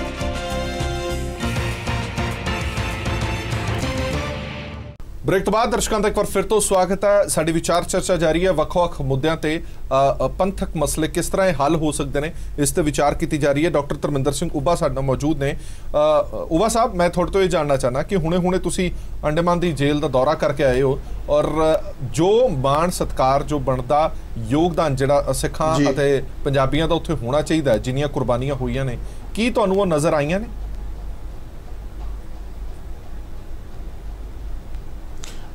ਬਿਲਕੁਲ ਠੀਕ ਗੱਲ ਹੈ ਜੀ ਤੁਹਾਡੀ। ਸਾਨੂੰ ਉਹ ਕੁਝ ਵੀ ਨਜ਼ਰ ਨਹੀਂ ਆਇਆ ਜੋ ਉੱਥੇ ਆਉਣਾ ਚਾਹੀਦਾ ਸੀ ਜੀ। ਮੈਂ ਤੁਹਾਨੂੰ ਇਹ ਦੱਸਣਾ ਚਾਹੁੰਦਾ ਕਿ ਜਦੋਂ ਅਸੀਂ ਸੈਲੂਲਰ ਜੇਲ੍ਹ ਦੇ ਵਿੱਚ ਗਏ ਜੀ ਤਾਂ ਉੱਥੇ ਸਭ ਤੋਂ ਪਹਿਲਾਂ ਅਸੀਂ ਜਾ ਕੇ 5 ਗੈਲਰੀਆਂ ਦੇਖੀਆਂ ਔਰ ਉਹਨਾਂ 5 ਗੈਲਰੀਆਂ ਦੇ ਵਿੱਚ ਸਥਿਤੀ ਕੀ ਸੀ। ਪਹਿਲੀ ਗੈਲਰੀ ਦੇ ਵਿੱਚ ਸ਼ਹੀਦਾਂ ਦੀਆਂ ਫੋਟੋਆਂ ਲੱਗੀਆਂ ਹੋਈਆਂ ਸੀ। ਠੀਕ ਹੈ ਜੀ। ਔਰ ਉਸ 'ਚ ਸਿਰਫ 2 ਸਿੱਖ ਸ਼ਹੀਦਾਂ ਦੀਆਂ ਫੋਟੋਗ੍ਰਾਫ ਸੀਗੀਆਂ, ਬਾਬਾ ਗੁਰਦਿੱਤ ਸਿੰਘ ਜੀ ਔਰ ਬਾਬਾ ਭਾਨ ਸਿੰਘ ਜੀ ਦੀ। ਦੂਸਰੀ, ਤੀਸਰੀ, ਚੌਥੀ, ਪੰਜਵੀਂ ਗੈਲਰੀ ਦੇ ਵਿੱਚ ਕਿਸੇ ਵੀ ਸਿੱਖ ਜਾਂ ਪੰਜਾਬੀ ਦੀ ਫੋਟੋਗ੍ਰਾਫ ਸਾਨੂੰ ਨਹੀਂ ਦਿਖਾਈ ਦਿੱਤੀ।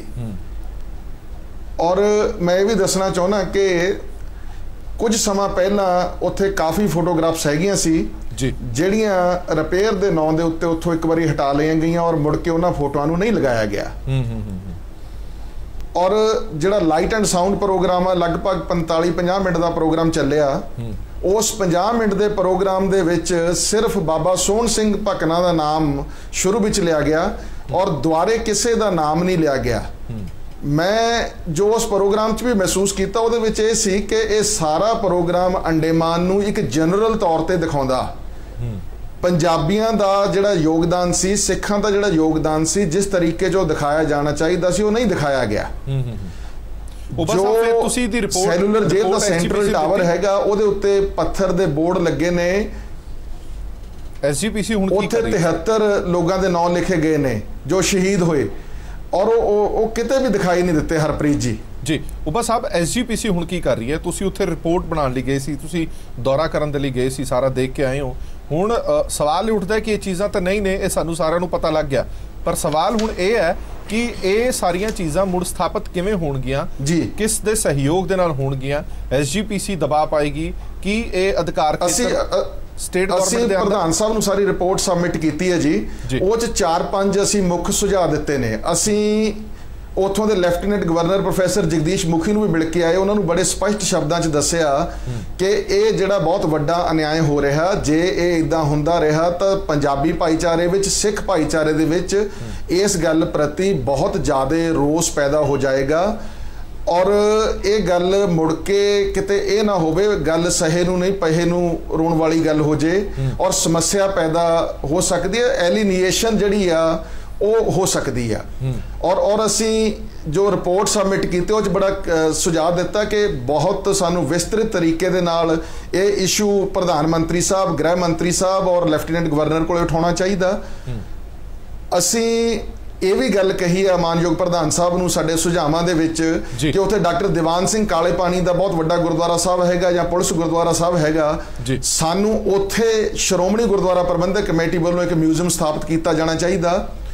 ਉਹਨਾਂ ਸਾਰੇ ਸ਼ਹੀਦਾਂ ਦੀ ਐਂਥੋਲੋਜੀ ਜਿਹੜੀ ਆ, ਬਾਇਓਗ੍ਰਾਫੀ ਸਾਨੂੰ ਤਿਆਰ ਕਰਾਉਣੀਆਂ ਪੈਣਗੀਆਂ, ਔਰ ਲਾਈਟ ਐਂਡ ਸਾਊਂਡ ਪ੍ਰੋਗਰਾਮ ਨੂੰ ਰੀਫਰੇਮ ਕਰਾਉਣਾ ਚਾਹੀਦਾ। ਸਾਨੂੰ ਲੈਫਟੀਨੈਂਟ ਗਵਰਨਰ ਸਾਹਿਬ ਨੇ ਵਿਸ਼ਵਾਸ ਵੀ ਦਿੱਤਾ ਕਿ ਅਸੀਂ ਚੇਂਜ ਕਰਵਾਵਾਂਗੇ, ਠੀਕ ਹੈ, ਪਰ ਇਸ ਗੱਲ ਲਈ ਸਾਨੂੰ ਬਹੁਤ ਵੱਡੀ ਪੱਧਰ ਤੇ ਪਰਸੂਏਸ਼ਨ ਜਿਹੜੀ ਆ ਕਰਨੀ ਪੈਣੀ, ਔਰ ਪ੍ਰਧਾਨ ਸਾਹਿਬ ਇਸ ਗੱਲ ਨੂੰ ਬੜੀ ਗੰਭੀਰਤਾ ਦੇ ਨਾਲ ਲੈ ਰਹੇ ਨੇ, ਔਰ ਬੜੀ ਛੇਤੀ ਅਸੀਂ ਜਿਹੜਾ ਹੈ ਅਗਲੇ ਆਉਣ ਵਾਲੇ 2-4 ਦਿਨਾਂ ਦੇ ਵਿੱਚ ਸਮਾਂ ਲਵਾਂਗੇ ਸੈਂਟਰਲ ਗਵਰਨਮੈਂਟ ਤੋਂ, ਪ੍ਰਧਾਨ ਮੰਤਰੀ ਸਾਹਿਬ ਤੋਂ, ਗ੍ਰਹਿ ਮੰਤਰੀ ਸਾਹਿਬ ਤੋਂ, ਸਭ ਨੂੰ ਮਿਲ ਕੇ ਇਸ ਵਿਸ਼ੇ ਬਾਰੇ ਅਸੀਂ ਜਿਹੜੀ ਆ ਗੱਲ ਵੀ ਕਰਾਂਗੇ, ਔਰ ਅਸੀਂ ਲੋਕਲ ਕਮਿਊਨਿਟੀ ਨੂੰ ਵੀ ਚੇਤਨ ਕਰਕੇ ਆਏ ਕਿ ਤੁਸੀਂ ਵੀ ਇਸ ਪ੍ਰਤੀ ਸੁਚੇਤ ਹੋਵੋ।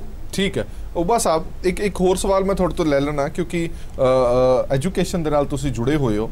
ਹਰਿਆਣਾ ਸਰਕਾਰ ਵੱਲੋਂ ਜਿਹੜਾ ਹਰਿਆਣਾ ਐਜੂਕੇਸ਼ਨ ਬੋਰਡ ਨੇ ਕਿਤਾਬਾਂ ਜਿਹੜੀਆਂ ਸੀਗੀਆਂ ਉਹਨਾਂ ਦੇ ਪਾਠਕ੍ਰਮ ਦੇ ਵਿੱਚ ਗੁਰੂ ਤੇਗ ਬਹਾਦਰ ਸਾਹਿਬ ਜੀ ਦੇ ਇਤਿਹਾਸ, ਗੁਰੂ ਤੇਗ ਬਹਾਦਰ ਸਾਹਿਬ ਜੀ ਦੀ ਸ਼ਹਾਦਤ, ਉਹਨਾਂ ਦੀ ਜੀਵਨੀ ਸੰਬੰਧੀ ਇੱਕ ਪੂਰਾ ਲੇਖ ਸੀਗਾ, ਇੱਕ ਪੂਰਾ ਅਧਿਆਇ ਸੀਗਾ, ਉਸ ਨੂੰ ਹਟਾ ਦਿੱਤਾ ਗਿਆ ਕਿਤਾਬਾਂ ਦੇ ਵਿੱਚੋਂ। ਇਹ ਔਰ ਮੰਗ ਹੁਣ ਸਿੱਖ ਕੌਮ ਵੱਲੋਂ ਕੀਤੀ ਜਾ ਰਹੀ ਹੈ, ਇੱਕ ਤਾਂ ਇਹ ਵਾਪਸ ਕੀਤਾ ਜਾਵੇ, ਵਾਪਸ ਸ਼ਾਮਲ ਕੀਤਾ ਜਾਵੇ, ਬਲਕਿ ਇਸ ਤੋਂ ਵੀ ਵੱਧ ਕੀਤਾ ਜਾਵੇ, ਕਿਉਂਕਿ ਗੁਰੂ ਤੇਗ ਬਹਾਦਰ ਸਾਹਿਬ ਦੀ ਜਿਹੜੀ ਸ਼ਹਾਦਤ ਹੈ ਉਹ ਪੂਰੇ ਹਿੰਦ ਦੇ ਲਈ ਕੀਤੀ ਗਈ ਸੀ, ਨਾ ਕਿ ਕਿਸੇ ਸਿੱਖ ਕੌਮ ਦੇ ਲਈ ਸਿਰਫ ਕੀਤੀ ਗਈ ਸੀ। ਇਹ ਆਪਣੇ ਆਪ ਦੇ ਵਿੱਚ ਕਿੱਡਾ ਕੁ ਮੰਦਭਾਗਾ ਹੈ। ਜੀ ਹਰਪ੍ਰੀਤ ਜੀ, ਮੈਂ ਤਾਂ ਇਸ ਤੋਂ ਜਿਹੜੀ ਗੱਲ ਤੁਸੀਂ ਕਹਿ ਰਹੇ ਹੋ ਅੱਗੇ ਮਹਿਸੂਸ ਕਰਦਾ। ਸਾਹਿਬ ਸ੍ਰੀ ਗੁਰੂ ਤੇਗ ਬਹਾਦਰ ਸਾਹਿਬ ਦੀ ਜਿਹੜੀ ਸ਼ਹਾਦਤ ਸੀ ਉਹ ਮਨੁੱਖੀ ਅਧਿਕਾਰਾਂ ਦੀ ਰਾਖੀ ਲਈ ਸ਼ਹਾਦਤ ਸੀ। ਉਹ ਸ਼ਹਾਦਤ ਦੂਸਰੇ ਧਰਮ ਦੀਆਂ ਜੋ ਸਮੱਸਿਆਵਾਂ ਸੀ, ਜੋ ਤੰਗ ਪਰੇਸ਼ਾਨ ਉਹਨਾਂ ਨੂੰ ਕੀਤਾ ਜਾ ਰਿਹਾ ਸੀ, ਉਹਨਾਂ ਲਈ ਸ਼ਹਾਦਤ ਸੀ, ਔਰ ਇਦੋਂ ਮੰਦਭਾਗੀ ਇਹ ਗੱਲ ਨਹੀਂ ਹੋ ਸਕਦੀ। ਮੈਂ ਜੋ ਵਿਚਾਰ ਕਰਦਾ, ਜੋ ਦੇਖਦਾ ਕਿ ਸਾਨੂੰ ਕੇਂਦਰੀ ਪੱਧਰ ਦੇ ਉੱਤੇ, ਦੇਸ਼ ਪੱਧਰ ਦੇ ਉੱਤੇ ਗੁਰੂ ਸਾਹਿਬਾਨ ਦੀਆਂ ਜੀਵਨੀਆਂ ਪੜ੍ਹਾਈਆਂ ਜਾਣੀਆਂ ਚਾਹੀਦੀਆਂ ਨੇ। ਗੁਰੂ ਸਾਹਿਬ ਦੀ ਸ਼ਹਾਦਤ ਕਿਸੇ ਇੱਕ ਫਿਰਕੇ ਲਈ, ਗੁਰੂ ਸਾਹਿਬ ਦੀ ਸ਼ਹਾਦਤ ਕਿਸੇ ਇੱਕ ਮਜ਼ਹਬ ਲਈ, ਇੱਕ ਕੌਮ ਲਈ ਨਹੀਂ ਸੀ। ਅਸੀਂ ਤਾਂ ਉਸ ਧਰਮ ਨਾਲ ਸੰਬੰਧ ਰੱਖਦੇ ਹਾਂ, ਉਸ ਕੌਮ ਨਾਲ ਸੰਬੰਧ ਰੱਖਦੇ ਹਾਂ ਜਿਸ ਨੇ ਹਮੇਸ਼ਾ ਰਾਸ਼ਟਰੀ ਨਹੀਂ, ਸਮੁੱਚੀ ਮਨੁੱਖਤਾ ਦੀ, ਸਮੁੱਚੀ ਮਾਨਵਤਾ ਦੀ ਭਲਾਈ ਲਈ ਕਾਰਜ ਕੀਤਾ ਹੈ। तो हरियाणा दे विच तक कि गुरु साहिबान दियां जो बायोग्राफीज ने वो सारे देश दे विच लाइयां जानियां चाहिदियां ने, और नैशनल हीरोज दे तौर ते, नैशनल गुरुज दे तौर ते गुरु साहिबान नूं एक्नॉलेज कीता जाना चाहिदा। ठीक है, मैं वापस आवांगा तुहाडे कोल। प्रभजोत कौर जी, तुसीं किस तरह देखते हो? और तां जो साडी नवीं पीढ़ी आ, ਉਹ ਦੇਸ਼ ਦੀ ਪੀੜ੍ਹੀ ਸਾਰੇ ਪਾਸੇ ਜਿਹੜੀ ਜੁੜ ਸਕੇ, ਗੁਰੂ ਸਾਹਿਬਾਨ ਦੇ ਉਸ ਸ਼ਾਨਾ ਮਤੇ ਇਤਿਹਾਸ ਤੋਂ ਵਾਕਿਫ ਹੋ ਸਕੇ। ਠੀਕ ਹੈ ਉੱਬਾ ਸਾਹਿਬ, ਮੈਂ ਵਾਪਸ ਆਵਾਂਗਾ ਤੁਹਾਡੇ ਕੋਲ। ਪ੍ਰਭਜੋਤ ਕੌਰ ਜੀ, ਤੁਸੀਂ ਇਸ ਚੀਜ਼ ਨੂੰ ਕਿਸ ਤਰ੍ਹਾਂ ਦੇਖਦੇ ਹੋ ਕਿ ਹਰਿਆਣਾ ਦੀਆਂ ਸਕੂਲ ਕਿਤਾਬਾਂ ਦੇ ਵਿੱਚੋਂ ਬੜੇ ਚਾਅ ਦੇ ਨਾਲ, ਕਿਉਂਕਿ ਹਰਿਆਣਾ ਦੇ ਵਿੱਚ ਵੀ ਇੱਕ ਵੱਡਾ ਹਿੱਸਾ ਜਿਹੜਾ ਪੰਜਾਬੀਆਂ ਦਾ ਤੇ ਸਿੱਖਾਂ ਦਾ ਹੈਗਾ, ਜਿਹੜੇ ਬੜੇ ਉਤਸ਼ਾਹ ਦੇ ਨਾਲ ਇਹਨਾਂ ਚੀਜ਼ਾਂ ਨੂੰ ਦੇਖਦੇ ਨੇ ਜਾਂ ਪੜ੍ਹਦੇ ਨੇ, ਉਹਨਾਂ ਪਾਠਕ੍ਰਮ ਦੇ ਵਿੱਚੋਂ ਇਸ ਤਰ੍ਹਾਂ ਇਹ ਚੀਜ਼ਾਂ ਨੂੰ ਹਟਾ ਦਿੱਤਾ ਜਾਣਾ, ਇਹ ਕੀ ਮੰਤਵ ਸ਼ੋਅ ਕਰਦਾ? ਮੰਤਵ ਤੇ ਦੱਸਣਾ ਚਲੋ ਆਪਣਾ ਹੈ, ਪਰ ਇਹ ਹੋਣਾ ਨਹੀਂ ਚਾਹੀਦਾ। ਇਹ ਕਹਿਣਾ ਬੜਾ ਮੁਸ਼ਕਿਲ ਹੈ ਕਿ ਕੀ ਮੰਤਵ ਹੈ ਇਹਦੇ ਪਿੱਛੇ। ਪਰ ਜਿਵੇਂ ਉਬਾ ਸਾਹਿਬ ਨੇ ਕਿਹਾ ਬਈ ਇਹ ਹਿਊਮਨ ਰਾਈਟਸ ਦੀ ਗੱਲ ਹੈ ਤੇ ਅੱਜ ਜ਼ਮਾਨਾ UN ਨੇ ਨਾਰਾ ਹੀ ਹਿਊਮਨ ਰਾਈਟਸ ਦਾ ਦਿੱਤਾ ਤੇ ਅੱਜ ਦੇ ਜ਼ਮਾਨੇ ਵਿੱਚ ਜਦੋਂ ਹਿਊਮਨ ਰਾਈਟਸ ਦੀ ਗੱਲ ਬੜੀ ਅਪਰਮੋਸਟ ਹੈ, ਉਸ ਗੱਲ ਨੂੰ ਸਾਡਾ ਜਿਹੜਾ ਇੱਕ ਹੀਰੋ ਸੀ ਜਿਸ ਨੇ ਹਿਊਮਨ ਰਾਈਟਸ ਲਈ ਫਾਈਟ ਕੀਤਾ, ਆਪਣੀ ਜਾਨ ਦਿੱਤੀ, ਉਸ ਹੀਰੋ ਨੂੰ ਭੁਲਾ ਦੇਣਾ, ਟੋਟਲੀ ਭੁਲਾ ਦੇਣਾ, ਇਹ ਸੱਚਮੁੱਚ ਹੀ ਬਹੁਤ ਮੰਦਭਾਗਾ ਹੈ। ਕਹਿੰਦੇ ਹਨ ਕਿ ਹਿਸਟਰੀ ਨੂੰ ਜੇ ਤੁਸੀਂ ਭੁੱਲ ਜਾਓਗੇ ਤੇ history, you can forget history only at your own parallel. ਜੇ ਤੁਸੀਂ ਹਿਸਟਰੀ ਨੂੰ ਭੁੱਲ ਜਾਓਗੇ ਤੇ ਹਿਸਟਰੀ ਤੁਹਾਨੂੰ ਰਿਪੀਟ ਕਰੇਗੀ ਆਪਣੇ ਆਪ ਨੂੰ। ਜੇ ਅੱਜ ਕੋਈ ਵੀ ਕੌਮ ਆਪਣੀ ਹਿਸਟਰੀ ਨੂੰ ਭੁੱਲਦੀ ਹੈ, ਇਹ ਸਾਰੇ ਦੇਸ਼ ਦੇ ਲਈ ਜੋ ਕੁਰਬਾਨੀ ਹੋਈ, ਸਾਰੀ ਕੌਮ ਦੇ ਲਈ ਜੋ ਕੁਰਬਾਨੀ ਹੋਈ, ਸਾਰੇ ਮਨੁੱਖਤਾ ਲਈ ਜੋ ਕੁਰਬਾਨੀ ਹੋਈ, ਜੇ ਅਸੀਂ ਇਸ ਨੂੰ ਭੁੱਲਾਂਗੇ ਤੇ ਇਹ ਸਾਰਿਆਂ ਦਾ ਨੁਕਸਾਨ ਹੈ। ਇਹ ਕੋਈ ਸਿੱਖਾਂ ਵਾਲੀ ਗੱਲ ਨਹੀਂ ਹੈ, ਇਹ ਹਿਊਮਨ ਰਾਈਟਸ ਦੀ ਗੱਲ ਹੈ। ਇਹ ਸਾਨੂੰ ਇਸ ਪਾਸੇ ਖਿਆਲ ਕਰਨਾ ਚਾਹੀਦਾ ਤੇ ਇਸ ਮੰਦਭਾਗੀ ਘਟਨਾ ਨੂੰ ਖਤਮ ਕਰਨ ਵਿੱਚ, ਇਸ ਮੰਦਭਾਗੀ ਘਟਨਾ ਨੂੰ ਇੱਕ ਹੋਰ ਮੋੜ ਦੇਣਾ ਚਾਹੀਦਾ ਜਿਸ ਨਾਲ ਅਸੀਂ ਇਸ ਸਲਾਹ ਦੇ ਦਿੱਤੀ ਯੂਬਾ ਸਾਹਿਬ ਨੇ ਕਿ ਸਾਰੇ ਪਾਸੇ ਦਿੱਤਾ। ਠੀਕ ਹੈ ਪੀਰ ਮੁਹੰਮਦ ਸਾਹਿਬ, ਤੁਸੀਂ ਜ਼ੋਰਾਂ ਸ਼ੋਰਾਂ ਦੇ ਨਾਲ ਹਰ ਮੁੱਦਾ ਚੁੱਕਦੇ ਹੋ ਜਿਹੜਾ ਸਿੱਖਾਂ ਦੇ ਖਿਲਾਫ ਹੁੰਦਾ, ਇਸ ਮੁੱਦੇ ਤੇ ਤੁਸੀਂ ਚੁੱਪ ਹੋ?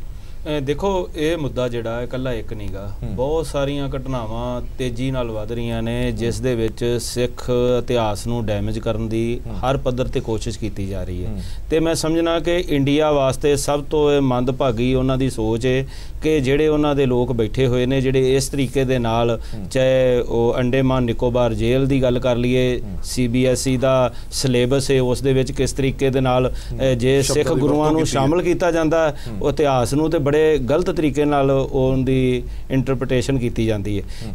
ਅੱਜ ਦੇ ਸਮੇਂ ਦੇ ਵਿੱਚ ਮੈਂ ਸਮਝਣਾ ਕਿ ਮੋੜ ਘੋੜ ਕੇ ਗੱਲ ਆ ਜਾਂਦੀ ਹੈ ਸ਼੍ਰੋਮਣੀ ਗੁਰਦੁਆਰਾ ਪ੍ਰਬੰਧਕ ਕਮੇਟੀ ਤੇ। ਸ਼੍ਰੋਮਣੀ ਗੁਰਦੁਆਰਾ ਪ੍ਰਬੰਧਕ ਕਮੇਟੀ ਨੂੰ ਵਿਸ਼ਵ ਦੇ ਅੰਦਰ ਗਲੋਬਲ ਵਾਈਜ਼ ਇੱਕ ਤਾਂ ਜਿਵੇਂ ਵਿਸ਼ਵ ਸਿੱਖ ਕੌਂਸਲ ਬਣਾਉਣ ਦੀ ਪਿਛਲੇ ਸਮੇਂ 'ਚ ਆਪਣੇ ਤਜਵੀਜ਼ ਚੱਲੀ ਸੀ, ਪਤਾ ਨਹੀਂ ਕਿਹੜੇ ਕਾਰਨਾਂ ਕਰਕੇ ਉਹਨੂੰ ਫਿਰ ਇਹਨਾਂ ਨੇ ਠੰਡੇ ਬਕਸੇ 'ਚ ਪਾ ਦਿੱਤਾ।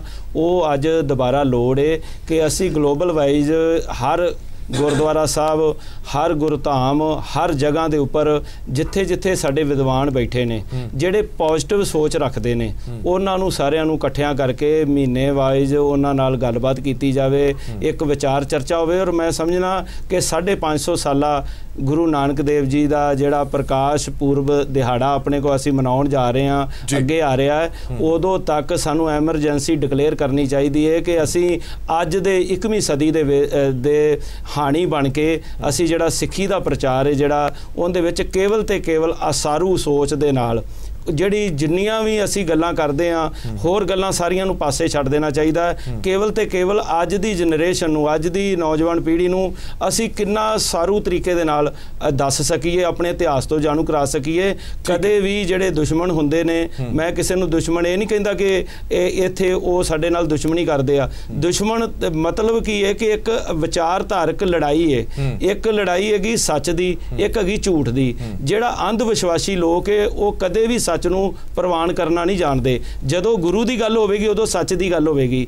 ਗੁਰੂ ਸਾਹਿਬਾਨ ਨੇ ਜਿਹੜੀਆਂ ਕੁਰਬਾਨੀਆਂ ਦਿੱਤੀਆਂ ਉਹ ਜ਼ੁਲਮ ਦੇ ਖਿਲਾਫ ਦਿੱਤੀਆਂ, ਤੇ ਜਿਹੜੇ ਅੱਜ ਦੇ ਲੋਕ ਜਿਨ੍ਹਾਂ ਨੇ ਜ਼ੁਲਮ ਕਰਨਾ ਉਹਨਾਂ ਨੂੰ ਮਨੁੱਖੀ ਅਧਿਕਾਰਾਂ ਦੇ ਨਾਲ ਕੋਈ ਵਾਹ ਵਾਸਤਾ ਨਹੀਂਗਾ ਉਹਨਾਂ ਨੂੰ ਇਹਨਾਂ ਗੱਲਾਂ ਨਾਲ, ਕਿਉਂਕਿ ਉਹ ਤਾਂ ਜੈਨੋਸਾਈਡ ਕਰਦੇ ਨੇ, ਉਹ ਨਸਲਕੁਸ਼ੀ ਕਰਦੇ ਕੌਮਾਂ ਦੀ। ਉਹਨਾਂ ਤੋਂ ਅਸੀਂ ਕਦੀ ਆਸ ਨਹੀਂ ਰੱਖ ਸਕਦੇ ਕਿ ਉਹ ਸਾਡੇ ਇਤਿਹਾਸ ਨੂੰ ਚੰਗੇ ਤਰੀਕੇ ਨਾਲ ਪੇਸ਼ ਕਰਨਗੇ। ਠੀਕ ਹੈ, ਜ਼ਿੰਮੇਵਾਰੀ ਜਿਹੜੀ ਹੈ ਉਹ SGPC ਦੀ ਸਭ ਤੋਂ ਵੱਡੀ ਹੈ। ਸੁਰਜੀਤ ਸਿੰਘ ਜੀ, ਜ਼ਿੰਮੇਵਾਰੀ SGPC ਦੀ ਹੈ ਕਿਉਂਕਿ ਸਿਰਮੌਰ ਸੰਸਥਾ SGPC ਹੈ। ਹੁਣ ਇਸ ਮੁਤਾਬਕ ਤੁਸੀਂ ਕੀ ਕਰ ਰਹੇ ਹੋ? ਕਿਉਂਕਿ ਹਰਿਆਣਾ ਦੇ ਵਿੱਚ ਤੁਹਾਡੇ ਵੀ ਕਾਲਜ ਨੇ, ਤੁਸੀਂ ਇੱਕ ਨਵਾਂ ਕਾਲਜ, ਡੈਂਟਲ ਕਾਲਜ ਵੀ ਖੋਲ੍ਹਣ ਜਾ ਰਹੇ ਹੋ, ਔਰ ਪਿੱਛੇ ਜੇ ਮੁਲਾਕਾਤ ਹਰਿਆਣਾ ਦੇ ਮੁੱਖ ਮੰਤਰੀ ਸਾਹਿਬ ਨਾਲ, ਪ੍ਰਧਾਨ ਸਾਹਿਬ ਦੀ ਹੋਈ ਵੀ ਸੀ। ਹੁਣ ਇਸ ਮੁੱਦੇ ਨੂੰ ਤੁਸੀਂ ਕਿਸ ਤਰ੍ਹਾਂ ਲੈ ਕੇ ਚੱਲੋਗੇ? ਭਰੋਸਾ ਦਿੰਦੇ ਹੋ ਕਿ ਹੱਲ ਕਰਾਓਗੇ? ਨਹੀਂ ਜੀ, ਬਿਲਕੁਲ ਹੱਲ ਕਰਾਵਾਂਗੇ ਜੀ। ਇਹਦੇ ਵਾਸਤੇ ਅਸੀਂ ਪ੍ਰਧਾਨ ਮੰਤਰੀ ਜੀ ਨੂੰ, ਆਪਣੇ ਮੁੱਖ ਮੰਤਰੀ ਜੀ, ਵਿਦੇਸ਼ ਮੰਤਰੀ ਜੀ ਨੂੰ, ਸਾਰਿਆਂ ਨੂੰ ਮਿਲ ਕੇ ਇਹ ਗੱਲ ਦਾ ਬਿਲਕੁਲ ਕਰਵਾਵਾਂਗੇ ਜੀ। ਹਰਿਆਣਾ ਦੇ ਸਰਕਾਰ ਦੇ ਮੁੱਖ ਮੰਤਰੀ ਜੀ ਨੂੰ ਮਿਲਾਂਗੇ ਕਿ ਉਹ ਵੀ ਇਹਦੇ ਲਈ ਸੁਹਿਰਦ ਦੇਣ। ਬੜੀ ਵੱਡੀ ਕੁਰਬਾਨੀ ਕੀਤੀ ਆ ਸ਼੍ਰੀ ਗੁਰੂ ਤੇਗ ਬਹਾਦਰ ਜੀ ਨੇ, ਔਰ ਜਿਹੜੀਆਂ ਕੌਮਾਂ ਆਪਣੇ ਇਤਿਹਾਸ ਨੂੰ ਭੁੱਲ ਜਾਂਦੀਆਂ ਉਹ ਕੌਮਾਂ ਸਦਾ ਖਤਮ ਹੋ ਜਾਂਦੀਆਂ। ਔਰ ਇੱਕ ਕੌਮ ਨਹੀਂ, ਇਹ ਦੇਸ਼ ਵਾਸਤੇ ਕੁਰਬਾਨੀ ਹੋਈ ਆ।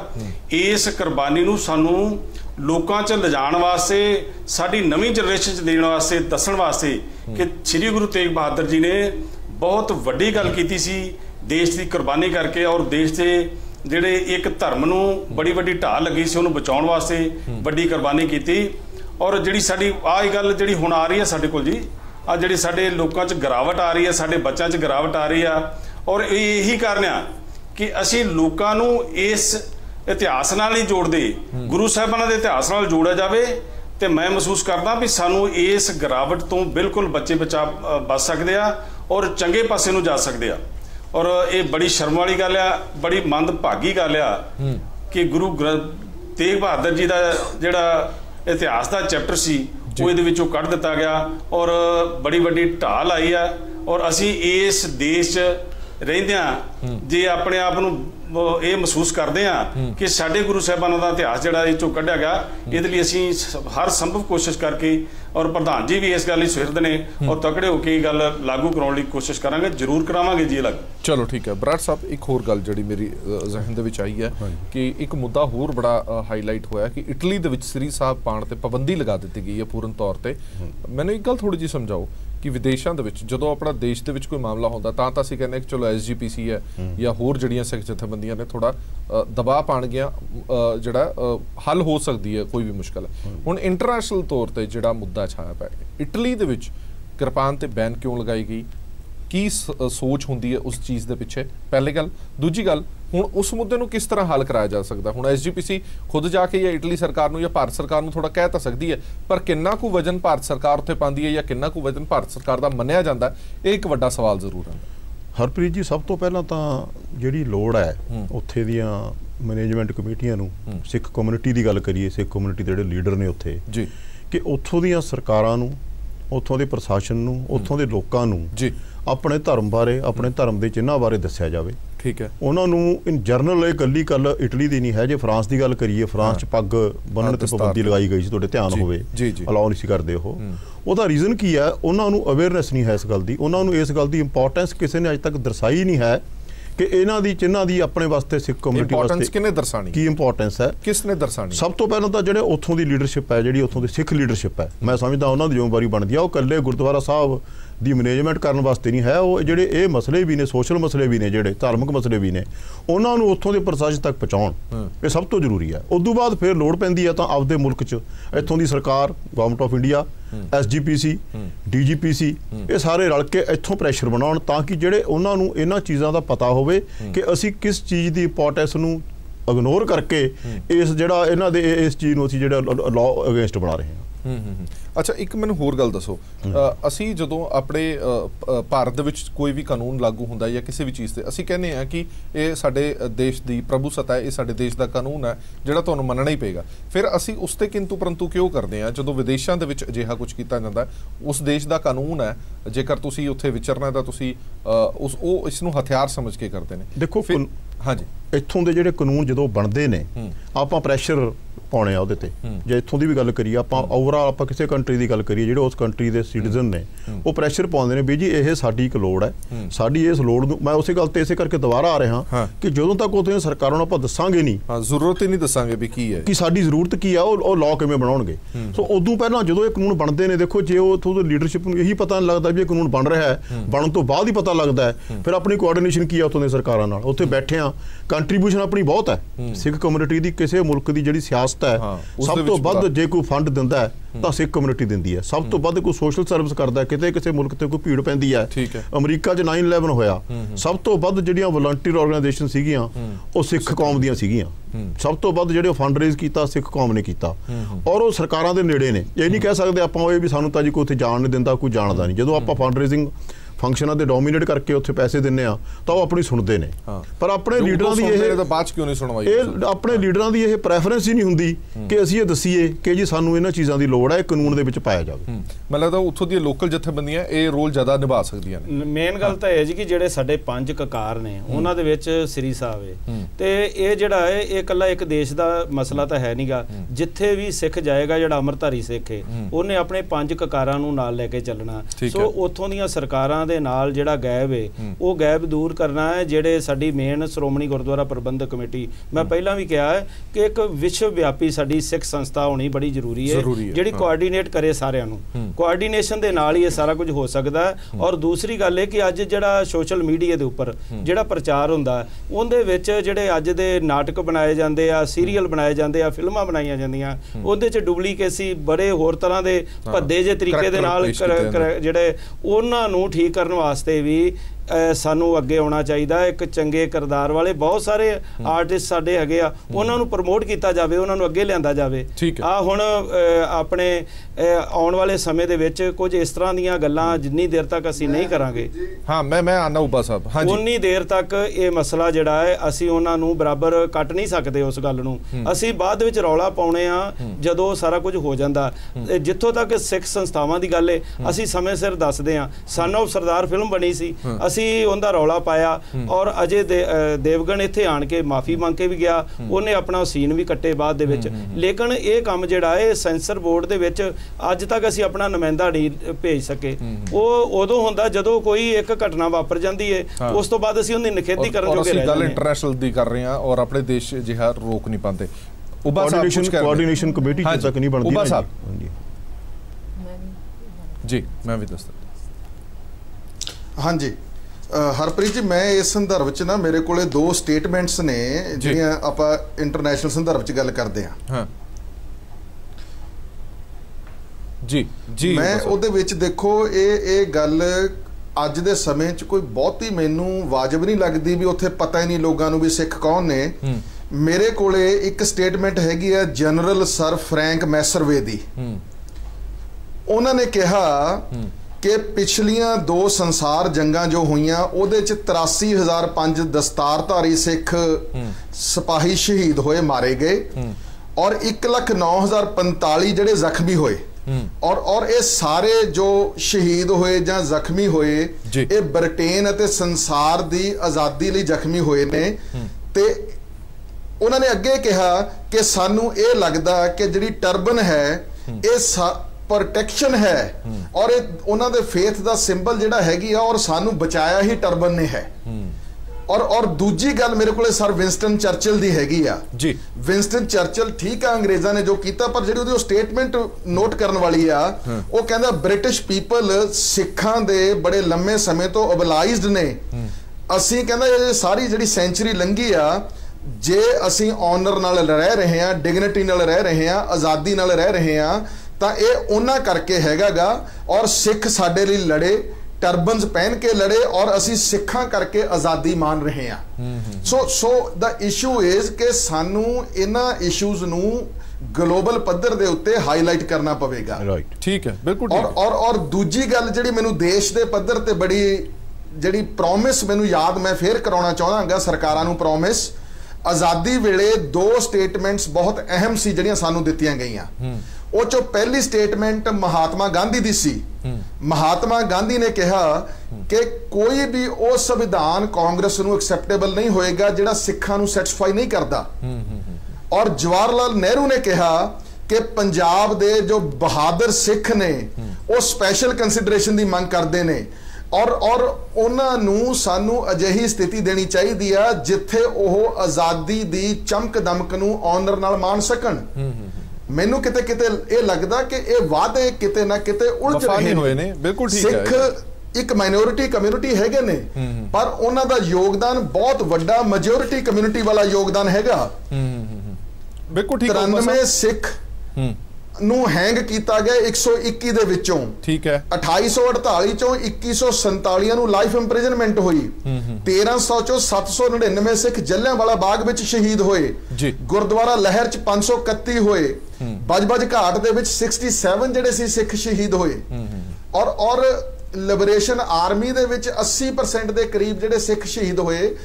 ਇੱਕ ਮਾਈਨੋਰਿਟੀ ਕਮਿਊਨਿਟੀ ਮੈਜੋਰਿਟੀ ਯੋਗਦਾਨ ਪਾ ਰਹੀ ਆ ਆਜ਼ਾਦੀ ਦੇ ਵਿੱਚ, ਦੇਸ਼ ਨੂੰ ਬਣਾਉਣ ਦੇ ਵਿੱਚ। ਤੇ ਜਿਹੜੇ ਇਹ ਸਾਰੇ ਚਾਰੇ ਪੰਜੇ ਸਾਡੇ ਮੁੱਦੇ ਹੈਗੇ ਨੇ, ਤਾਂ ਮੈਨੂੰ ਕਦੇ ਕਦੇ ਇਹ ਜਾਪਣ ਲੱਗਦਾ ਕਿ ਸਾਨੂੰ ਰਿਸੀਵਿੰਗ ਐਂਡ ਤੇ ਕਿਉਂ ਲਿਆਂਦਾ ਜਾ ਰਿਹਾ। ਸਾਡੀ ਬਹਾਦਰੀ ਹੈ, ਜੋ ਸਾਡੇ ਯੋਗਦਾਨ ਹੈਗਾ, ਉਸ ਨੂੰ ਵੱਡੇ ਪੱਧਰ ਉੱਤੇ ਪ੍ਰਗਟ ਕਰਨ ਦੀ ਬਜਾਏ ਕਿਤੇ ਨਾ ਕਿਤੇ ਸਾਨੂੰ ਜਿਹੜਾ ਹੈ ਅਣਗੌਲਿਆ ਕੀਤਾ ਜਾ ਰਿਹਾ, ਜਿਹਦੇ ਲਈ ਸਾਨੂੰ ਮੈਂ ਬਿਲਕੁਲ ਠੀਕ ਹੈ ਸਹਿਮਤ ਹਾਂ। ਧੜੇਬੰਦੀ ਦੀ ਗੱਲ ਚੱਲੀ ਸੀ, ਗੁਰੂ ਅਮਰਦਾਸ ਸਾਹਿਬ ਜੀ ਨੇ ਬੜਾ ਸੋਹਣਾ ਜ਼ਿਕਰ ਕੀਤਾ ਕਿ ਜਿਹੜਾ ਧੜਾ ਹੈਗਾਗਾ ਉਹ ਵੱਖ-ਵੱਖ ਧੜੇ ਨਾ ਬਣਾਏ ਜਾਣ। ਸਾਡੇ ਕੋਲੇ ਹਰ ਦਾ ਧੜਾ ਹੈਗਾ, ਗੁਰੂ ਦਾ ਧੜਾ ਹੈਗਾ, ਗੁਰੂ ਗ੍ਰੰਥ ਸਾਹਿਬ ਦਾ ਧੜਾ ਹੈਗਾ। ਸਾਨੂੰ ਗੁਰੂ ਗ੍ਰੰਥ ਸਾਹਿਬ ਦੇ ਧੜੇ ਨਾਲ ਸਾਰਿਆਂ ਨੂੰ ਜੁੜਨਾ ਪਊਗਾ। ਠੀਕ ਹੈ। ਔਰ ਉਹ ਹੁਣ ਸਮਾਂ ਸਰੀਰਾਂ ਨੂੰ ਤੋੜਨ ਦਾ ਨਹੀਂ, ਹੁਣ ਸਮਾਂ ਸਰੀਰਾਂ ਦੀ ਲੜਾਈ ਦਾ ਨਹੀਂ, ਹੁਣ ਸਮਾਂ ਸਿਰਾਂ ਦੀ ਲੜਾਈ ਦਾ ਹੈਗਾ। ਸਾਨੂੰ ਸਿਰ ਜੋੜ ਕੇ ਬੈਠ ਕੇ ਵਿਚਾਰ ਕਰਕੇ ਫਿਰ ਇਕੱਠੇ ਹੋ ਕੇ ਜੇ ਅਸੀਂ ਤੁਰਾਂਗੇ ਤਾਂ ਸਾਡਾ ਬਚਾਓ ਹੈ। ਚਲੋ ਠੀਕ ਹੈ ਉਬਾ ਸਾਹਿਬ, ਮੈਂ ਆਨਾ ਬਹੁਤ ਵਧੀਆ ਤੁਸੀਂ ਲਫ਼ਜ਼ਾਂ ਨਾਲ ਕਿਹਾ ਜੀ। ਪ੍ਰਭਜੋਤ ਕੌਰ ਜੀ ਕੁਝ ਕਹਿ ਰਹੇ ਜੀ। ਮੈਂ ਕਿਰਪਾਨ ਦੀ ਗੱਲ ਚੱਲ ਰਹੀ ਹੈ, ਕਿਰਪਾਨ ਦੀ ਗੱਲ ਚੱਲ ਰਹੀ ਹੈ ਜੀ। ਮੈਨੂੰ ਲੱਗਦਾ ਹੈ ਕਿ ਅਸੀਂ ਕਿਰਪਾਨ ਦੀ ਇੰਪੋਰਟੈਂਸ ਦੁਨੀਆ ਨੂੰ ਨਹੀਂ ਦੱਸ ਪਾਏ। ਅਸੀਂ ਇਹਨੂੰ ਕੇਵਲ ਇੱਕ ਰਿਲੀਜੀਅਸ ਸਿੰਬਲ ਸਮਝ ਲਿਆ ਤੇ ਜੋ ਬਾਹਰ ਦੇ ਲੋਕ ਨੇ ਇਹਨੂੰ ਕੇਵਲ ਵੈਪਨ ਸਮਝ ਲਿਆ। ਸਭ ਤੋਂ ਵੱਡੀ ਪ੍ਰੋਬਲਮ ਇਹ ਹੈ ਜਦੋਂ ਕਿ ਕਿਰਪਾਨ ਸਾਰੇ ਸੰਸਾਰ ਦਾ ਇਤਿਹਾਸ ਲੈ ਲਓ, kirpan is a symbol of honour. ਅੱਜ ਵੀ ਜੇ ਭਾਰਤ ਦੀ ਫੌਜ ਦੇ ਵਿੱਚ ਕੋਈ ਚੰਗਾ ਕੰਮ ਕਰਕੇ ਦਿਖਾਉਂਦਾ ਹੈ, ਬਹਾਦਰੀ ਦਿਖਾਉਂਦਾ ਹੈ, ਉਹਨੂੰ ਬਹਾਦਰੀ ਦਾ ਅਵਾਰਡ ਦੇਣਾ ਹੋਵੇ ਤੇ ਉਹਨੂੰ ਕਿਰਪਾਨ ਭੇਟਾ ਕੀਤੀ ਜਾਂਦੀ ਹੈ। So kirpan is not a weapon, ਇਹ ਇੱਕ ਆਨਰ ਦਾ ਸਿੰਬਲ ਹੈ ਜਿਹੜਾ ਸਾਡੇ ਪਿਤਾ ਗੁਰੂ ਗੋਬਿੰਦ ਸਿੰਘ ਨੇ ਆਪਣੇ ਬਹਾਦਰ ਬੱਚਿਆਂ ਨੂੰ ਆਨਰ ਵੱਲੋਂ ਦਿੱਤੀ ਹੈ ਤੇ ਸਾਡਾ ਹੱਕ ਬਣਦਾ ਹੈ ਕਿ ਅਸੀਂ ਇਹ ਆਪਣੇ ਪਿਤਾ ਦੀ ਦਿੱਤੀ ਹੋਈ ਨਿਸ਼ਾਨੀ, ਆਪਣਾ ਜਿਹੜਾ ਆਨਰ ਦੀ ਨਿਸ਼ਾਨੀ ਉਹਨੂੰ ਰੱਖ ਸਕੀਏ। ਸੋ ਇਸ ਨੂੰ ਕਿਉਂ ਵੈਪਨ ਸਮਝੇ? ਹੋਰ ਬੜੇ ਵੈਪਨ ਨੇ। ਜਿਸ ਵੀ ਦੇਸ਼ ਵਿੱਚ ਕਿਰਪਾਨ ਤੇ ਪਾਬੰਦੀ ਲੱਗਦੀ ਹੈ ਕਿ ਉੱਥੇ ਹੋਰ ਕੋਈ ਵੈਪਨ ਨਹੀਂ ਆਂਦਾ, ਸਭ ਵੈਪਨ ਆਂਦੇ ਨੇ। ਸਿਰਫ ਕਿਰਪਾਨ ਤੇ ਕਿਉਂ ਆਂਦਾ? ਅਸੀਂ ਦੁਨੀਆ ਨੂੰ ਇਹ ਦਸੀਏ ਕਿ it is a symbol of honour, not simply a weapon or not simply ਅ ਕਕਾਰ। ਬਿਲਕੁਲ ਠੀਕ ਹੈ, ਇਹ ਦੱਸਣਾ ਬਹੁਤ ਜ਼ਰੂਰੀ ਹੈ। ਸਿਰ ਜੋੜ ਕੇ ਚੱਲਣ ਦੀ ਜ਼ਰੂਰਤ ਹੈ ਜਿਸ ਦੇ ਵਿੱਚ ਐਸਜੀਪੀਸੀ ਦੀ ਭੂਮਿਕਾ ਸਭ ਤੋਂ ਅਹਿਮ ਰਹੇਗੀ। ਬਹੁਤ ਬਹੁਤ ਧੰਨਵਾਦ ਸਾਰੇ ਮਹਿਮਾਨਾਂ ਦਾ ਇਸ ਪੂਰੀ ਵਿਚਾਰ ਚਰਚਾ ਦੇ ਲਈ। ਹਾਲਾਂਕਿ ਸਾਡੇ ਕੋਲ ਮੁੱਦੇ ਬਹੁਤ ਸਨ ਪਰ ਟਾਈਮ ਘੱਟ ਰਹਿ ਗਿਆ। ਅਸੀਂ ਕੋਸ਼ਿਸ਼ ਕਰਾਂਗੇ ਇੱਕ ਹੋਰ ਵਿਚਾਰ ਚਰਚਾ ਜਿਹੀ ਲੈ ਕੇ ਆਈਏ ਜਿਸ ਦੇ ਵਿੱਚ ਬਾਕੀ ਸਾਰੇ ਮੁੱਦੇ ਵੀ ਵਿਚਾਰ ਜਾਣ। ਫਿਲਹਾਲ ਬਹੁਤ ਬਹੁਤ ਧੰਨਵਾਦ ਸਾਰੇ ਮਹਿਮਾਨਾਂ ਦਾ। ਔਰ ਬਿਲਕੁਲ ਸਾਡੀ ਵੀ ਇਹ ਅਪੀਲ ਹੈ ਐਸਜੀਪੀਸੀ ਤੋਂ ਇਲਾਵਾ ਹਰ ਇੱਕ ਸਿੱਖ ਨੂੰ, ਕਿਉਂਕਿ ਜਿਹੜੇ ਅਸੀਂ ਮੁੱਦੇ ਗਿਣਾਏ ਨੇ, ਜ਼ਰੂਰਤ ਹੈ ਕਿ ਇੱਕ ਸੁਰ ਦੇ ਵਿੱਚ ਹੋ ਕੇ ਅਸੀਂ ਅੱਗੇ ਵਧੀਏ। ਸ੍ਰੀ ਗੁਰੂ ਤੇ ਗ੍ਰੰਥ ਸਾਹਿਬ ਜੀ ਅੱਗੇ ਨਤਮਸਤਕ ਹੋ ਕੇ ਅਕਾਲ ਤਖਤ ਸਾਹਿਬ ਦੀ ਛਤਰਛਾਇਆ ਹੇਠ ਇਕੱਠੇ ਹੋ ਕੇ ਹੀ ਇਹਨਾਂ ਸਾਰੇ ਮੁਸ਼ਕਲਾਂ ਦਾ ਹੱਲ ਕੱਢਿਆ ਜਾ ਸਕਦਾ। ਦੇਸ਼ ਦੁਨੀਆ ਦੀ ਬਾਕੀ ਖਬਰਾਂ ਲਈ ਬਣੇ ਰਹੋ ਪੀਟੀਸੀ ਨਿਊਜ਼ ਦੇ ਨਾਲ। ਧੰਨਵਾਦ।